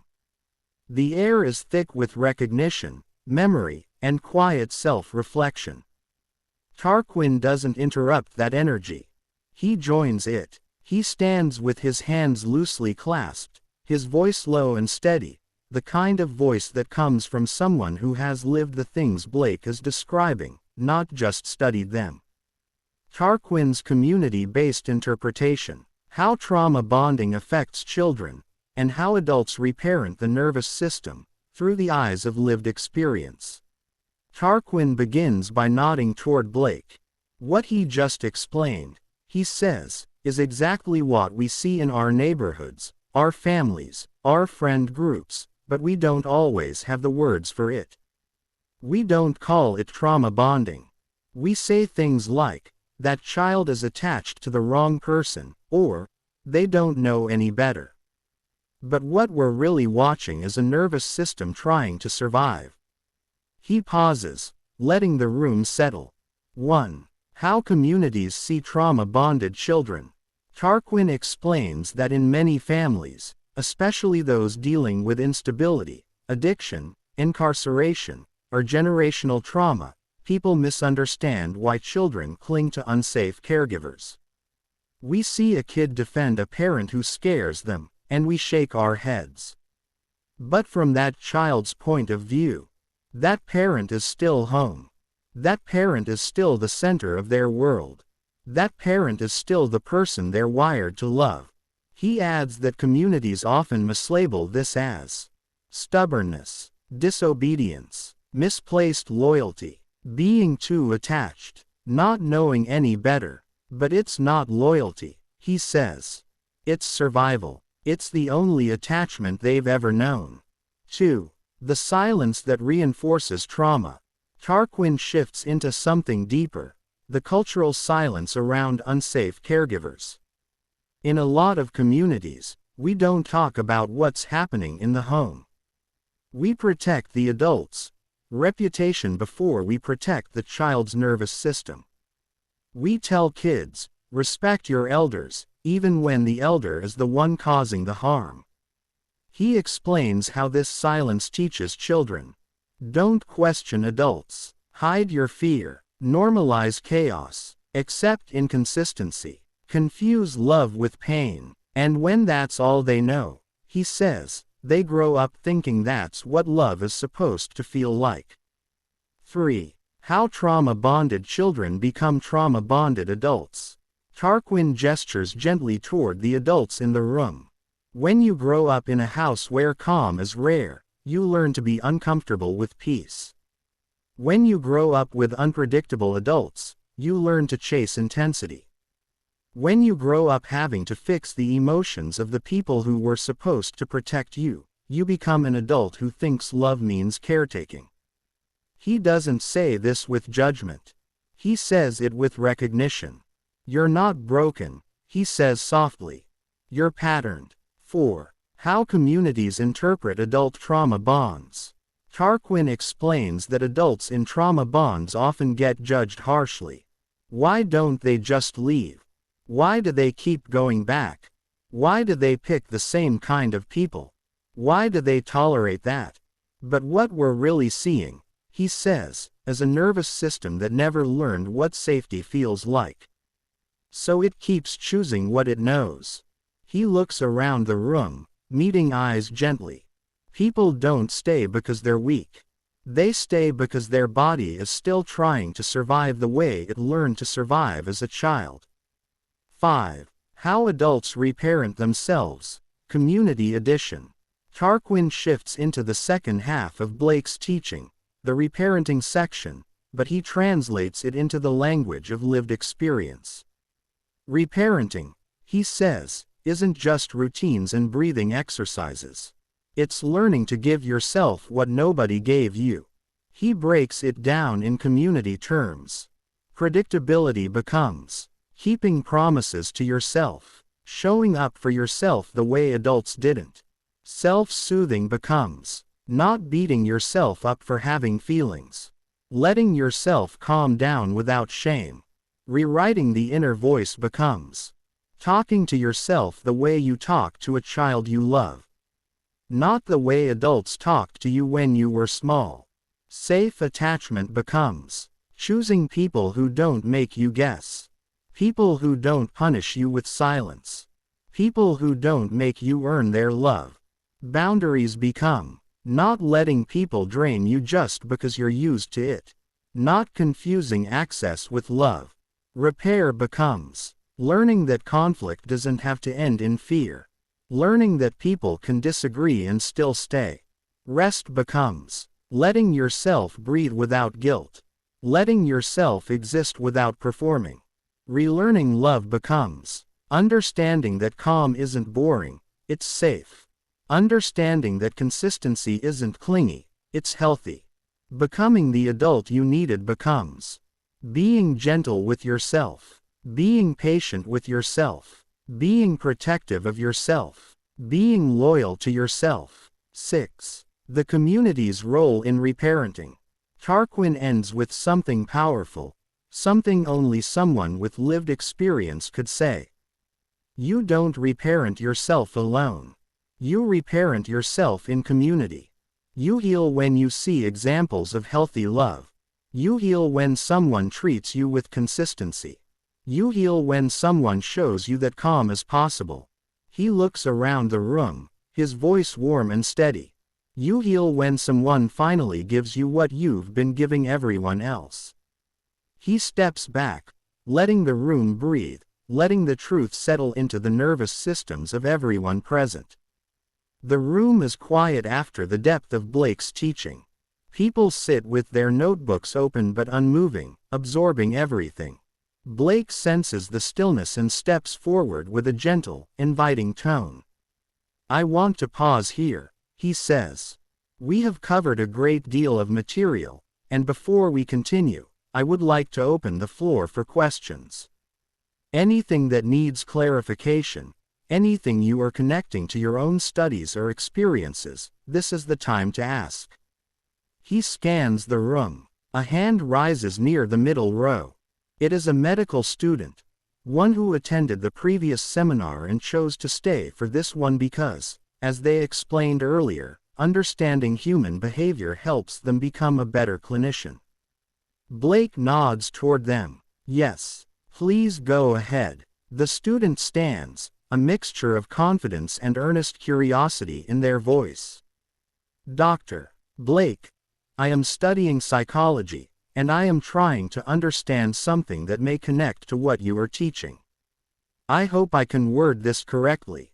My question is whether the patterns you described, trauma bonding, adrenaline cycles, nervous system conditioning, also relate to why some people engage in behaviors they know they should not do. For example, people who have affairs, people who commit white-collar crimes, or individuals who repeatedly engage in secretive or risky behavior. Is it possible that some people do these things because they get an adrenaline response from the secrecy or from not getting caught? Almost like the risk itself becomes part of the motivation. I am asking because it seems relevant to the case of someone I know. I am not trying to create sympathy for her, but I am trying to understand the psychology behind her choices. Is this the same mechanism? Are these individuals getting a kind of internal reward from the risk? The room is silent. It is a thoughtful, courageous question. Blake nods, acknowledging both the complexity and the importance of what was asked. He begins his response. You're not wording it wrong at all. What you're describing is very real. And yes, there is a psychological and neurochemical overlap between trauma-based coping, adrenaline-seeking behavior, and certain types of infidelity or risky choices. He steps forward, hands relaxed, voice steady. 1. The brain's reward system can become addicted to risk. When someone grows up in chaos, unpredictability becomes familiar. Their nervous system learns to regulate through intensity, not calm. He explains that the brain releases adrenaline during the risky behavior, dopamine when they get away with it, relief chemicals when the danger passes. That combination can become a cycle, almost like a drug. 2. Some people chase the feeling of escape. For some individuals, the thrill is not the affair itself. It is the secrecy, the danger, the feeling of being outside the rules, the sense of control when everything else in their life feels out of control. He pauses. This does not excuse the behavior, but it explains the psychology behind it. 3. Childhood trauma can shape adult risk-taking. If someone grew up in a home where adrenaline was normal, yelling, chaos, unpredictability, their body may unconsciously seek that same intensity as an adult. He lists examples: serial cheating, compulsive lying, stealing, white-collar crimes, gambling, secret addictions, thrill-seeking behaviors. These behaviors create the same chemical loop we see in trauma bonds: fear, relief, reward. 4. The "I will not get caught" high. For some people, the real addiction is the belief that they are smarter than the system, smarter than their partner, smarter than everyone around them. He clarifies, it is not confidence. It is a coping mechanism. A way to feel powerful when they feel powerless in other areas of life. 5. Why this connects to your friend. Your friend's behavior fits this pattern. Not because she is malicious, but because she is operating from a nervous system conditioned by chaos, secrecy, and adrenaline. He continues, she was not only chasing material things. She was chasing the feeling, the temporary escape from her own emotional pain, the illusion of control, the rush of getting away with something. He looks around the room. This does not make her actions acceptable, but it makes them understandable. 6. The key distinction. People do not engage in these behaviors because they want to hurt others. They do it because their nervous system is dysregulated, and the risky behavior temporarily soothes the chaos inside them. He pauses. But the relief is short-lived, and the consequences are long. Tarquin speaks softly from the side. In the community, we call it chasing the high of the escape. People do not realize they are addicted to the feeling, not the act. The room murmurs with recognition. Blake nods and opens the space again. That was an excellent question. Who would like to ask the next one? Doctor. Blake steps forward, his posture relaxed but attentive. Does anyone else have any questions? He asks, scanning the room with an inviting expression. Amethyst moves quietly to her tablet at the front desk to check for private submissions. She scrolls, pauses, and her eyes soften. She recognizes the writing style immediately. She knows it is from Latham, but she protects his anonymity without hesitation. Blake notices her subtle shift in body language. They have worked together long enough that they communicate without speaking. He tilts his head slightly, silently asking, "Is there something?" Amethyst gives a small, confirming nod. She walks over to him with the tablet held discreetly. Blake reads the message, hands the tablet back to her, and turns to the class. Someone has submitted an anonymous question, he says. It is an excellent question, and it is not something anyone needs to feel embarrassed about. Many people will relate to this. He glances at the tablet once more to ensure he captures the wording accurately. This individual writes, "I used to have a very reckless lifestyle. I am not like that anymore, but I used to always get involved with the wrong type of girl. I would get myself involved with what I thought was love, but it ended up being chaos. The girl I was with seemed to only want to be with me because I was a bad boy. I did not see it at first.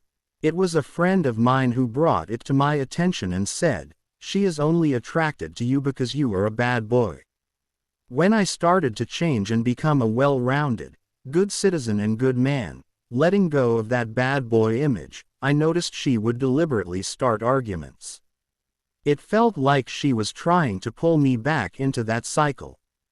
When I realized what she was doing, it finally made sense what my friend had been warning me about all along. Once I left her, my life has been peaceful and happy ever since." I have 2 questions regarding this story. The first question is, was she getting an adrenaline high from being around a bad boy? Bad boys can fall into many categories: breaking the law, being mean to the girl, being reckless, not following rules, being rebellious. You know the stereotype. The man with the shades, the leather jacket, the motorcycle. Some women are really attracted to that. I know many preachers' daughters who are attracted to bad boys. My second question is, how do I keep this from happening again? I know you touched on how to break the cycle, but in my situation, sometimes male hormones can blind you to seeing past a pretty face. Several men in the room nod quietly, acknowledging the familiarity of the experience. Dr. Blake takes a breath and begins his response. Dr. Blake's full response preserved exactly as before. You're not wording it wrong at all. What you're describing is very real. And yes, there is a psychological and neurochemical overlap between trauma-based coping, adrenaline-seeking behavior, and certain types of infidelity or risky choices. He steps forward, hands relaxed, voice steady. 1. The brain's reward system can become addicted to risk. When someone grows up in chaos, unpredictability becomes familiar. Their nervous system learns to regulate through intensity, not calm. He explains that the brain releases adrenaline during the risky behavior, dopamine when they get away with it, relief chemicals when the danger passes. That combination can become a cycle, almost like a drug. 2. Some people chase the feeling of escape. For some individuals, the thrill is not the affair itself. It is the secrecy, the danger, the feeling of being outside the rules, the sense of control when everything else in their life feels out of control. He pauses. This does not excuse the behavior, but it explains the psychology behind it. 3. Childhood trauma can shape adult risk-taking. If someone grew up in a home where adrenaline was normal, yelling, chaos, unpredictability, their body may unconsciously seek that same intensity as an adult.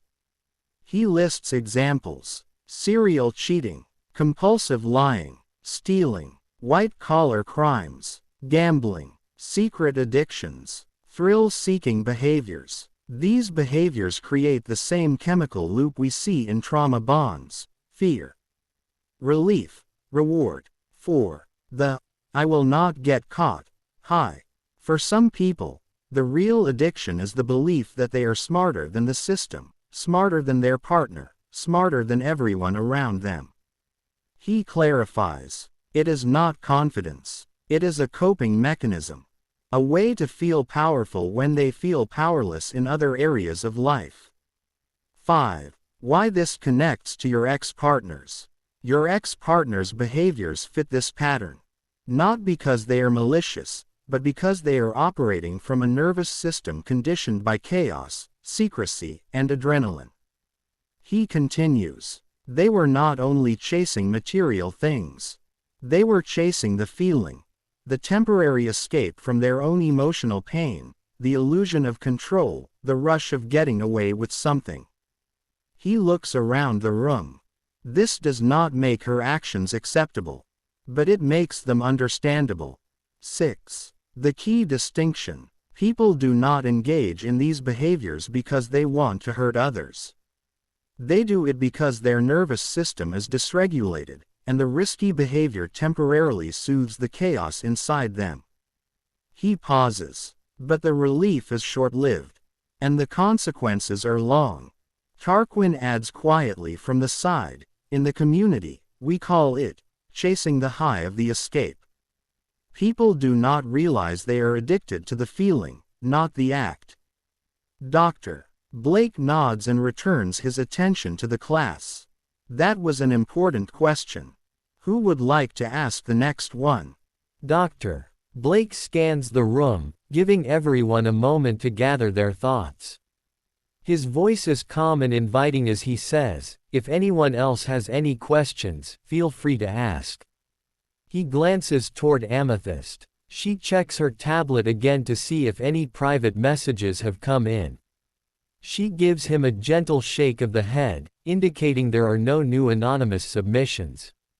Blake nods and turns back to the audience. That is when he notices an African American man sitting at a table with several Caucasian coworkers. They are all wearing construction vests, clearly a crew that came together. The African American gentleman raises his hand. Blake gestures toward him. Yes, sir. Please share your question. The man stands. His coworkers exchange knowing looks, already amused because they seem to know what he is about to ask. A few of them chuckle quietly. The man clears his throat.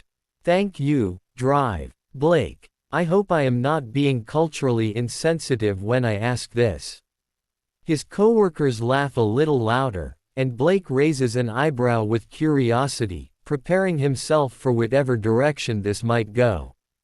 These are my buddies right here. We grew up together. We have been working together since we were old enough to hold a hammer and nail. We run a construction company.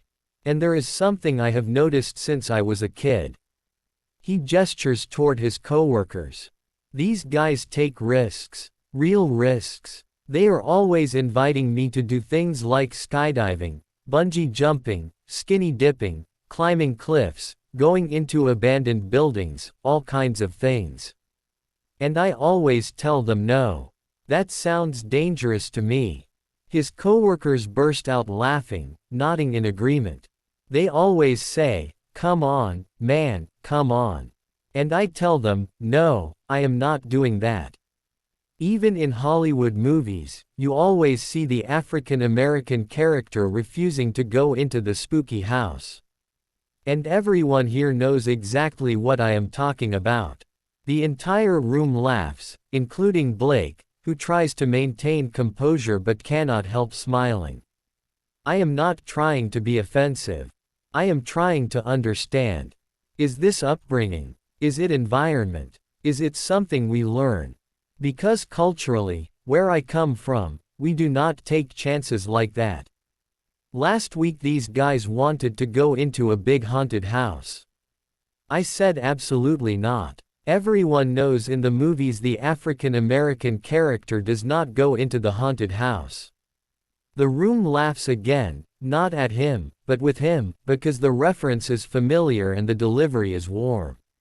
So that is my question.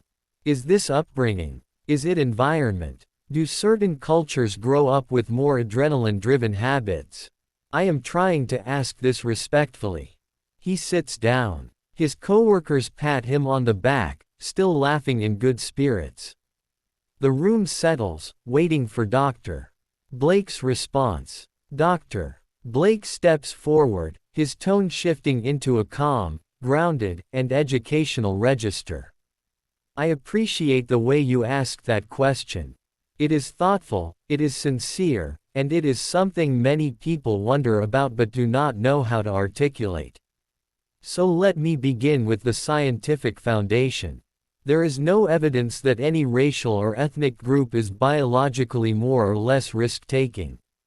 There is no genetic difference that makes one group more likely to jump out of airplanes or walk into haunted houses. What you are describing is not DNA. It is environment. It is community norms. It is learned survival strategies. It is socioeconomic exposure. It is what people grow up seeing, hearing, and experiencing. He continues. Risk-taking behavior is shaped by what a person's environment teaches them about danger, safety, consequences, and resources. If someone grows up in an environment where danger is already present in daily life, they may not seek additional danger for recreation. If someone grows up in an environment where safety nets exist, where consequences are minimized, or where thrill-seeking is normalized, they may be more likely to engage in recreational risk. He pauses to let the room absorb this. Let me give an example. If a child grows up in a neighborhood where they have to be aware of their surroundings, where they are taught to avoid unnecessary danger, where survival is a daily skill, that child learns caution. That is not racial. That is environmental. That is cultural conditioning based on lived experience. He continues. On the other hand, if a child grows up in an environment where danger is not part of daily life, where there are safety nets, where consequences are lower, or where thrill-seeking is encouraged as a form of bonding or recreation, that child learns to associate risk with fun rather than survival. Again, that is not racial. That is environmental. He looks at the construction crew. So when you say your coworkers invite you to go skydiving or bungee jumping or explore abandoned buildings, what you are seeing is not a racial difference. You are seeing a difference in what each of you learned growing up about danger, safety, and consequences. You are seeing cultural norms, not biological ones. He adds one more layer. Hollywood stereotypes exaggerate these differences for entertainment. They are not accurate reflections of real human behavior. They are tropes. And tropes can become harmful when people start believing they reflect biology instead of storytelling. He softens his tone. So the answer to your question is this. No, it is not DNA. It is not race. It is upbringing. It is environment. It is community norms. It is what people learn about danger and safety from the world around them. And it is important to correct this, because when people misunderstand the cause, they begin stereotyping entire groups of people. You asked this question responsibly, and I appreciate that. Blake steps back slightly, and Tarquin steps forward to add the community interpretation. Tarquin speaks with warmth and clarity. What drive Blake just explained is exactly what we see in real life. In some communities, danger is not entertainment. It is something you avoid because you have already seen enough of it. In other communities, danger is something you pay for because you have not seen much of it. That is not about race. That is about what life teaches you. He continues. In neighborhoods where people grow up watching their parents work 2 jobs, watching their cousins navigate real danger, watching their friends deal with real consequences, you learn early that you do not play with risk. You respect it. You avoid it. That is not fear. That is wisdom. He gestures toward the construction crew. And in communities where people grow up with more safety nets, more resources, more stability, risk becomes recreation. It becomes a bonding activity. It becomes something you do for fun because the consequences are lower. That is not recklessness. That is privilege of safety. He finishes with a gentle smile. So what you are seeing is not racial difference. It is environmental difference. It is cultural difference. And it is important to talk about it the way you just did, because that is how we correct stereotypes instead of reinforcing them. The room is quiet, thoughtful, and appreciative. The construction crew nods, understanding the explanation. The man who asked the question looks relieved, respected, and seen. Doctor. Blake steps forward again. That was an excellent question. Who would like to ask the next one? Doctor. Blake looks around the room, giving everyone a final chance to speak. If anyone else has any questions, feel free to ask, he says. People glance at their watches, begin gathering their notebooks, and shift in their seats as the session winds down. He glances toward Amethyst. She checks her tablet one last time and gives him a small shake of the head, indicating that no new private questions have come in. Blake nods and turns back to the room. He decides to end the seminar with something gentle. Something warm. Something that will let people walk out with a smile after such a heavy topic. We have a little girl in the room, he says. Penny immediately looks up. She knows that phrase. She has been quietly coloring between her parents, Bonnie and the Marine, the entire time. Bonnie smiles. The Marine sits a little straighter, proud of his daughter's good behavior. Blake walks a few steps closer to her, his tone shifting into the soft, affectionate voice he reserves for children. Sweetheart, he says, do you have any questions you would like to ask? Penny's eyes widen. She was not expecting to be called on. Amethyst steps forward and hands her a microphone because Penny's voice is soft and gentle.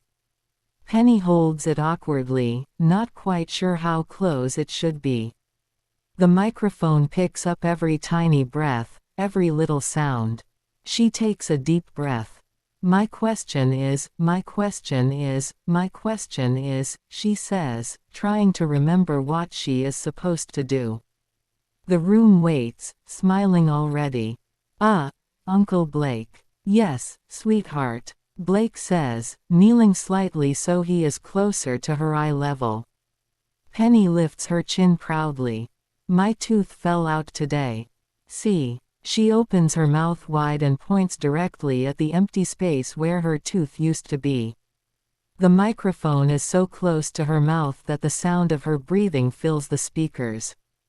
The entire room bursts into soft, affectionate laughter. It is not mocking. It is pure warmth. Because everyone recognizes exactly what just happened. When you ask a child if they have a question, they do not think in terms of topics or themes. They think in terms of what is important to them in that moment. And all day long, Penny has been thinking about that missing tooth. She continues holding the microphone too close, her tiny finger still pointing at the gap. See, it fell out, she repeats, as if this is the most important news of the entire seminar. Blake presses his lips together, trying not to laugh too loudly. Bonnie covers her mouth, smiling. The Marine looks like he might burst with pride. The room melts. The heaviness of the seminar lifts. People relax. Shoulders drop. A few wipe their eyes from laughing. Blake gently takes the microphone from Penny's hands. That, he says warmly, is a very important announcement. Thank you for sharing it with us. Penny beams, proud of herself. Blake stands and addresses the room. And with that, I think we can officially end today's session on a note of joy. People begin gathering their things with lighter hearts than they had a moment ago. The tension of the difficult topics has softened. The room feels human again. And Penny, unaware of the emotional service she just provided, goes right back to coloring, humming softly to herself. Dr. Blake steps forward again, letting the laughter from Penny's moment settle into a warm quiet. The room is relaxed now, shoulders lowered, people smiling at one another. He waits until the energy is steady and then speaks with the same calm, grounded tone he has carried throughout the seminar. He begins his reflection. Before we dismiss, I want to acknowledge something important. Today we covered topics that touch identity, culture, childhood, relationships, and the ways we misunderstand one another. These conversations can be heavy. They can stir memories, challenge assumptions, and bring up emotions people did not expect to feel when they walked in this morning. He looks around the room, making eye contact with several people, including the construction crew, the medical student, and the parents sitting with Penny. One of the most powerful things we did today was allow honest questions to be asked without judgment. Questions about trauma, questions about risk-taking, questions about behavior, questions about culture, questions that people carry quietly because they do not want to offend anyone or be misunderstood. He pauses, and every single one of those questions helped us learn something real. Something human. Something that brings us closer to understanding each other instead of assuming things about each other. He gestures gently toward the construction worker who asked the cultural question. When someone asks a question that many people think about but never say out loud, that is not ignorance. That is courage. That is how stereotypes get dismantled. That is how communities grow. He shifts his tone slightly, bringing in the clinical clarity he is known for. Science tells us that behavior is shaped by environment, not race. Culture tells us that people learn different survival strategies based on what they have lived through. And community tells us that when we talk openly, we discover we are far more similar than we think. He lets that settle, and then, he says with a soft smile, we have moments like Penny's. Moments that remind us that innocence still exists. That joy still exists. That even in a room full of adults discussing trauma and culture and psychology, a missing tooth can be the most important news of the day. The room laughs again, gently. Blake continues. That is why we do this work. Not to shame anyone, not to divide anyone, but to understand each other better. To see each other more clearly. To build communities where people feel safe enough to ask the hard questions and soft enough to laugh together afterward. He closes his notebook. I want to thank every one of you for your honesty, your openness, and your willingness to learn. These conversations matter. You matter. And the way you showed up today matters. He steps back slightly, signaling the end. This concludes today's seminar. Please take care of yourselves, take care of each other, and have a peaceful rest of your day. People begin gathering their things, still smiling from Penny's moment, still thinking about the lessons, still carrying the warmth of the room with them as they leave. People begin gathering their things, sliding notebooks into bags, stretching, and drifting toward the door. The room is still warm from Penny's moment, the kind of warmth that softens the weight of a hard day. Earl and Peggy stand together, waiting for the crowd to thin. They still have no idea what happened with Rich, but they trust they will find out soon. Latham is heading toward the exit when Earl calls out. Latham. Hey, son, come here a second. Latham turns and walks over. Yes, sir. Earl gives him a firm nod. First off, I'm proud of you. Really proud. I've never seen you this steady, this put together. You're doing everything right. Stay on that road. Latham gives a small, grateful smile. His voice is calm, clear. Thank you, sir. That means a lot. Peggy wipes the corner of her eye, moved. Earl lowers his voice. I wanna ask you something else. I just wanna make sure Rich is all right. I'm not trying to pry, but, is he okay? Latham does not sugarcoat it. He does not dance around it. He answers plainly, the way men do when the truth matters. No, sir, he says quietly.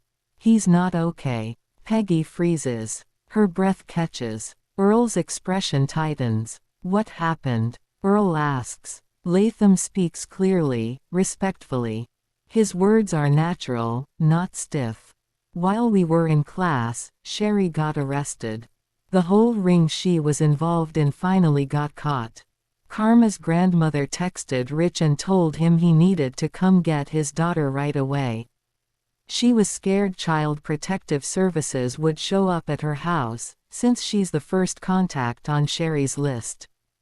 Peggy's hand goes to her mouth. Latham continues. Her mom didn't know anything about what Sherry was doing. She thought Sherry was taking a class or picking up extra hours. She had no idea. She was on her way to work when she found out. Earl nods slowly, taking it in. Rich left the seminar and went straight to get Karma, Latham says. He told me he's worried because he's on parole. And you know how the system is. They don't see him as a dad. They see him as a felon, a criminal, a problem to society. Peggy's tears start to fall again. He can't leave Karma with just anybody, Latham says. She needs people who know how to work with kids with Down syndrome. He's not going to work tomorrow. He doesn't know if he's gonna lose his job. He needs an attorney. He doesn't know what's gonna happen if he misses work. He's worried about violating parole. He's worried about custody. He can't leave Karma with just anybody, Latham says. She needs people who know how to work with kids with Down syndrome. He's not going to work tomorrow. He doesn't know if he's gonna lose his job. He needs an attorney. He doesn't know what's gonna happen if he misses work. He's worried about violating parole. He's worried about custody. And if he ends up in front of the wrong judge, one of those female judges who already has a bias against men, or a judge who's got a personal vendetta against certain kinds of cases, or one who sees a parolee and stops listening right there, he could lose her. And if he loses her, she'll end up in the system. Peggy leans into Earl's chest. Earl wraps an arm around her. That's all I know so far, Latham says. He hasn't updated me since he left. Peggy stays pressed against Earl, trembling. Latham adds softly, I'm sorry. I didn't mean to dump all of that on you. Earl shakes his head. No, don't you apologize. I don't like things sugar-coated. You told me what I needed to hear. If we don't know the truth, we can't help the boy. We'll figure something out. Between Henry and Blake, we'll come up with something. Latham nods. Yes, sir. He steps away and goes over to talk with the Marine, giving Earl and Peggy a moment. Peggy whispers, "Oh Earl, what's gonna happen?" Earl turns her gently so she's looking at him. "Peggy, listen to me.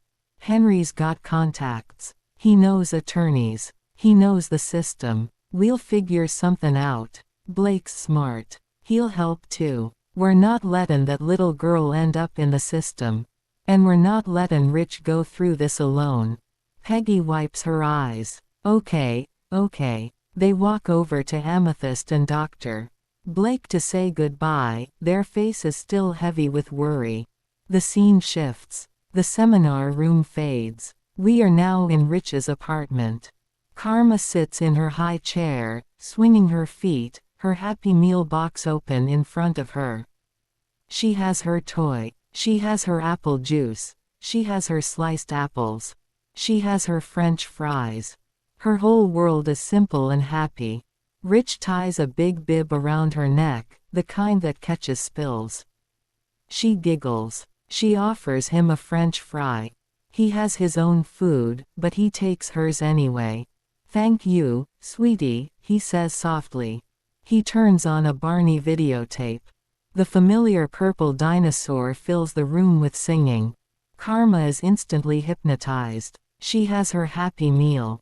She has Barney. She is safe. Rich steps away, his face tightening again as reality presses back in.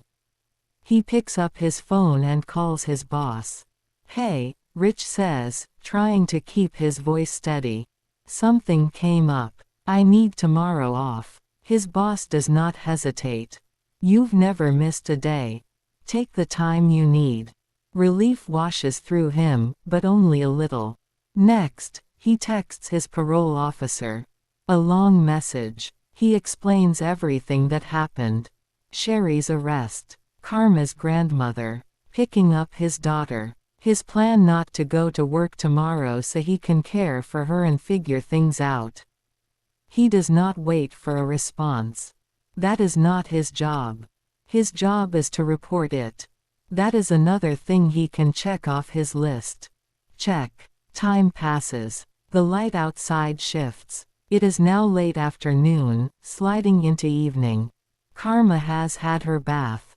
He read her a bedtime story. She is tucked safely into her bed in the second bedroom, her breathing soft and even, her stuffed toy tucked under her arm. Rich lies on his back in his own room, staring at the ceiling, jaw clenched. What am I gonna do now? How am I gonna keep her safe? How am I gonna work? How am I gonna stay in compliance? What am I supposed to do? He picks up his phone, wondering if his parole officer has responded. He sees the unknown number. He still has not deleted it. He opens it. The first line hits him like a warm light in a dark room. "Hey Rich, it's Rôvi." He immediately sits up on the edge of his bed. He reads the entire message. Every thoughtful sentence. Every offer of help. Every reassurance. Every detail about the daycare, about Bonnie, about the morning shift, about safety, about stability, about a real solution. As he reads, a huge weight starts to lift off of him. For the first time since the chaos started, he exhales. He types back immediately, fingers trembling with relief. dear Rôvi.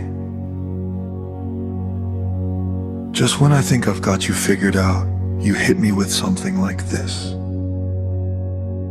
All this time I've been trying to figure out how to solve my problem, and you solved it hours ago. I'm sitting here trying to find the right words. I'm grateful more than you know.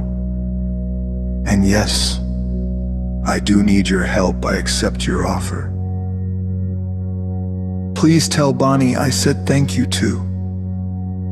I apologize for responding this late. I didn't recognize the number. Sorry for the late response. I know you're probably in bed when you get this. Tell me what works for you in the morning. I can drop her off, or you can swing by before daycare. He sets the phone down. His shoulders drop. His chest loosens. For the first time all day, he can finally breathe. In the middle of the night, Rôvi got up to use the washroom. The house was quiet, the kind of deep silence that only happens after midnight. As she stepped back into her bedroom, she noticed a faint glow coming from her phone on the nightstand. Her phone was always on silent at night so she wouldn't disturb her own sleep, but she had a feature that made the screen glow if she had a missed message. That glow was unusual at this hour. Nobody ever contacted her this late unless something was wrong with Earl or Peggy. She walked over, picked up the phone, and tapped the screen. It wasn't Earl. It wasn't Peggy. It was Rich. The moment she saw his name, her shoulders softened. She hadn't heard from him all day and had been quietly hoping he was all right. Seeing his message brought a wave of relief. She sat on the edge of her bed and typed back immediately. Hi Rich, it's about 12:13 a.m. I had to take a washroom break and I just now saw your message. To answer your question, Bonnie and I had a long discussion and we are more than happy to help you solve this problem. Regarding your question about the morning, I think it'll be smoother for Karma if you drop her off. It's easier for her to leave the house with you than for someone to come pull her away from her space. Now that I have a car, Bonnie's been able to make my hours more flexible, so I can work this around your schedule. Before you head to work, just bring her to my place. It'll be easier on you too, since the daycare is so far out. She'll have a ball. As soon as she sees all the little kids running around and all the toys, she'll relax right away. And she already knows me, so it'll work out great. When I get off work, between Bonnie and myself, she'll be in good hands. I'll make sure she eats and take care of all her needs. Make sure you bring her an extra change of clothes. I have an extra car seat I can put in my car from the daycare, so when I take her home she'll just stay with me those 2 or 3 hours until you get off work. That way you know she'll be safe, and you can come pick her up.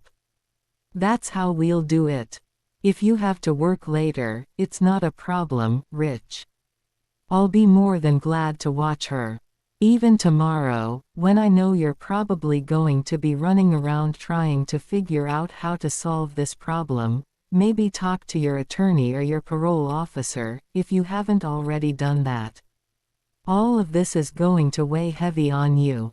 To keep Karma from having to feel all of that heaviness, she can stay with me as long as she needs to during the day while you take care of your business. Just come by and pick her up and we'll go from there. I'm not at the extended stay hotel anymore. Bonnie helped me find a house nearby, close to where she and Charles live. So fortunately I was able to find a little house to rent. It's a 3-bedroom house, and one of the rooms is a guest bedroom. There's a little area that's kind of like a playroom. It's got all kinds of toys and fun things in there for kids, so Karma is going to have a blast. Well, you have yourself a beautiful evening. You can call me as early as 5 a.m. because I'm an early bird. I'll talk to you tomorrow. Bye. She hit send, set the phone back down, and quietly slipped under her blankets again. The scene shifts. Across town, Earl and Peggy were settling in for the night when the phone rang. It was Bonnie. Peggy answered immediately, her voice still shaky from everything she had learned earlier. Bonnie filled them in on everything she and Rôvi had arranged: the daycare plan, the after-work care, the extra car seat, the playroom, the stability, the safety net. The only thing Bonnie didn't know was whether Rich had responded yet. She only knew that she and Rôvi had reached out, and that Rôvi had sent him a message. She was just waiting to hear if he replied. When Peggy hung up the phone, she leaned back against the couch cushion and let out a long, trembling breath. Earl rubbed her back gently. For the first time since hearing the news, Peggy felt grounded again. The panic eased. The fear loosened. Her tears slowed. Earl nodded to himself, satisfied. See, Peg. Told you. We're gonna figure this out. Boy's got people in his corner. Peggy wiped her eyes and nodded. He's gonna be okay. Karma's gonna be okay. They sat together in the quiet living room, finally able to breathe. Rich woke up before the sun, the apartment still dim and quiet. He sat up slowly, rubbed his face, and took a deep breath. His mind was already turning, already calculating, already worrying. But first things first, Karma. He walked into her room. She was still fast asleep, curled on her side, her little hand resting on her stuffed toy. He stood there for a moment, letting the sight of her calm him. Then he went to take a shower, got dressed, and moved into the kitchen to prepare her breakfast. By the time he finished, it was time to wake her. He went back into her room and gently rubbed her back. She blinked awake with that same bright, innocent smile she always had in the morning. He lifted her up, cleaned her up, got her dressed, put her bib on, and set her in her high chair. He poured her cereal, turned on Sesame Street, and watched her settle into her little morning world. Only then did he check his phone. He saw Rôvi's message. A smile, an actual smile, spread across his face. For the first time since yesterday, something inside him loosened. It was about 6:30 a.m. now. He knew she'd be awake. Instead of texting, he decided to call. She answered on the first ring, bright and cheerful. Good morning. How are you? Her voice startled him, in a good way. He wasn't used to someone answering the phone sounding that happy. He said, You sure are an early bird, aren't you? She laughed softly. Yes. People say that to me all the time. He shook his head, still smiling. You are an absolute angel. You're a lifesaver. Thank you so much. This is going to take so much pressure off me so I can go take care of business. I'm glad to hear that, she said warmly. I'll text you the address. It's a nice neighborhood. Family neighborhood. The Marine and Bonnie live about a block over. There are a lot of military veterans on this street, so it's a very secure area. She'll be perfectly safe. Lots of kids around here too. The more he listened, the more his face lit up. What time do you have to be at work? He asked. Well, she said, I normally have to be there at 7 because I do the cook prepping. But I told Bonnie I'm coming in a little late today. I told her I'd come in around 8 or 9 because I know you and I have to coordinate a few things, and we're not sure about the timing yet. He said. She's almost done eating. I'll get her teeth brushed and we'll head over. That's perfectly fine, she said.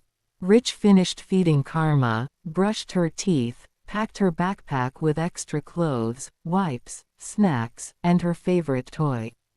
Then he buckled her into her car seat. As he pulled out of the parking lot, he looked at her in the rearview mirror.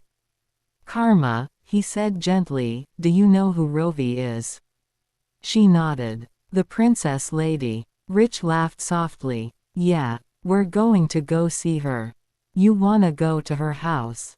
"Yay, yay," she squealed, kicking her feet. He drove into Rôvi's neighborhood, a quiet, clean, family-oriented street. Her house was small compared to the others, but it was cute, well-kept, and inviting. He pulled into the driveway. Rôvi came out wearing her daycare uniform, smiling as bright as the morning sun. Rich got out, unbuckled Karma, lifted her into his arms, and slung the big backpack over his other shoulder. Rôvi stepped aside and motioned him in. "I want you to see the environment she's going to be in," she said. He respected her for that. Inside, the house was immaculate. Clean, organized, warm. She led him down the hall to the third bedroom, the playroom. The moment Karma saw it, she started wiggling in his arms, desperate to get down. He set her on the floor, and she took off running. There was a ride-on choo-choo train on a little track. Educational toys. An Elmo phone. Fisher-Price toys. Interactive puzzles. Everything a child could dream of. Karma ran from toy to toy, squealing, laughing, exploring. Rich chuckled. "I guess she's not even thinking about me anymore, is she?" He turned to Rôvi. "If you don't mind me asking, what is this room? Do you babysit or something?" Rôvi lowered her head for a moment, then looked up honestly. "Well, I'm going to be honest with you. You're the only one who's in on this secret. These toys are all part of my inner child repairing." Rich had an immediate aha moment. "Oh, I see. I see." She nodded. "Yes. I've spent years working on that part of myself. This is all part of it." Rich shook his head softly. "There's so much about you. Every time I talk to you, I'm learning more and more." Rôvi smiled. "While she's occupied, why don't we go into the kitchen and talk?" "You're not going to be late for work, are you?" he asked. "Oh no," she said. "I'm fine." They sat at the kitchen table.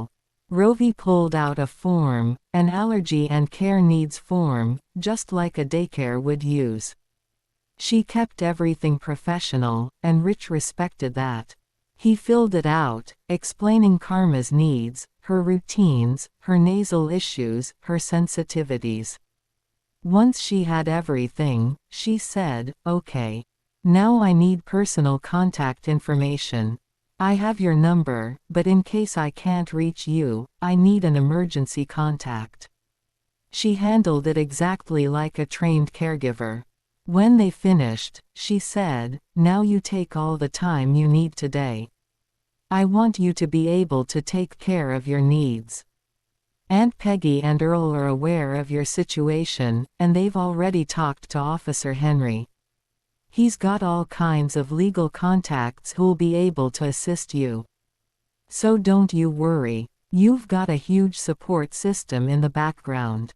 Rich felt another wave of relief. He went back to the playroom to say goodbye to Karma. She waved at him but didn't stop playing. That was exactly what he wanted, her feeling safe, happy, and distracted. He turned back to Rôvi. "Thank you. You don't know how much I appreciate this." "I've got your back," she said. "Don't you worry. Bonnie and I are here for you." She handed him a small sheet of paper with phone numbers, Bonnie's number, the daycare's number, her own number, and a backup number. He walked to the door. She stood in the doorway, smiling warmly. He looked at her a moment longer than he meant to, not romantically, not inappropriately, just in awe that she appeared in his life at the exact moment he needed someone. He nodded, stepped into his car, buckled his seatbelt, and backed out of the driveway. As he reached the road, he looked back one more time. She was closing the door, still smiling. Then he drove off into the morning, finally feeling like he had a fighting chance.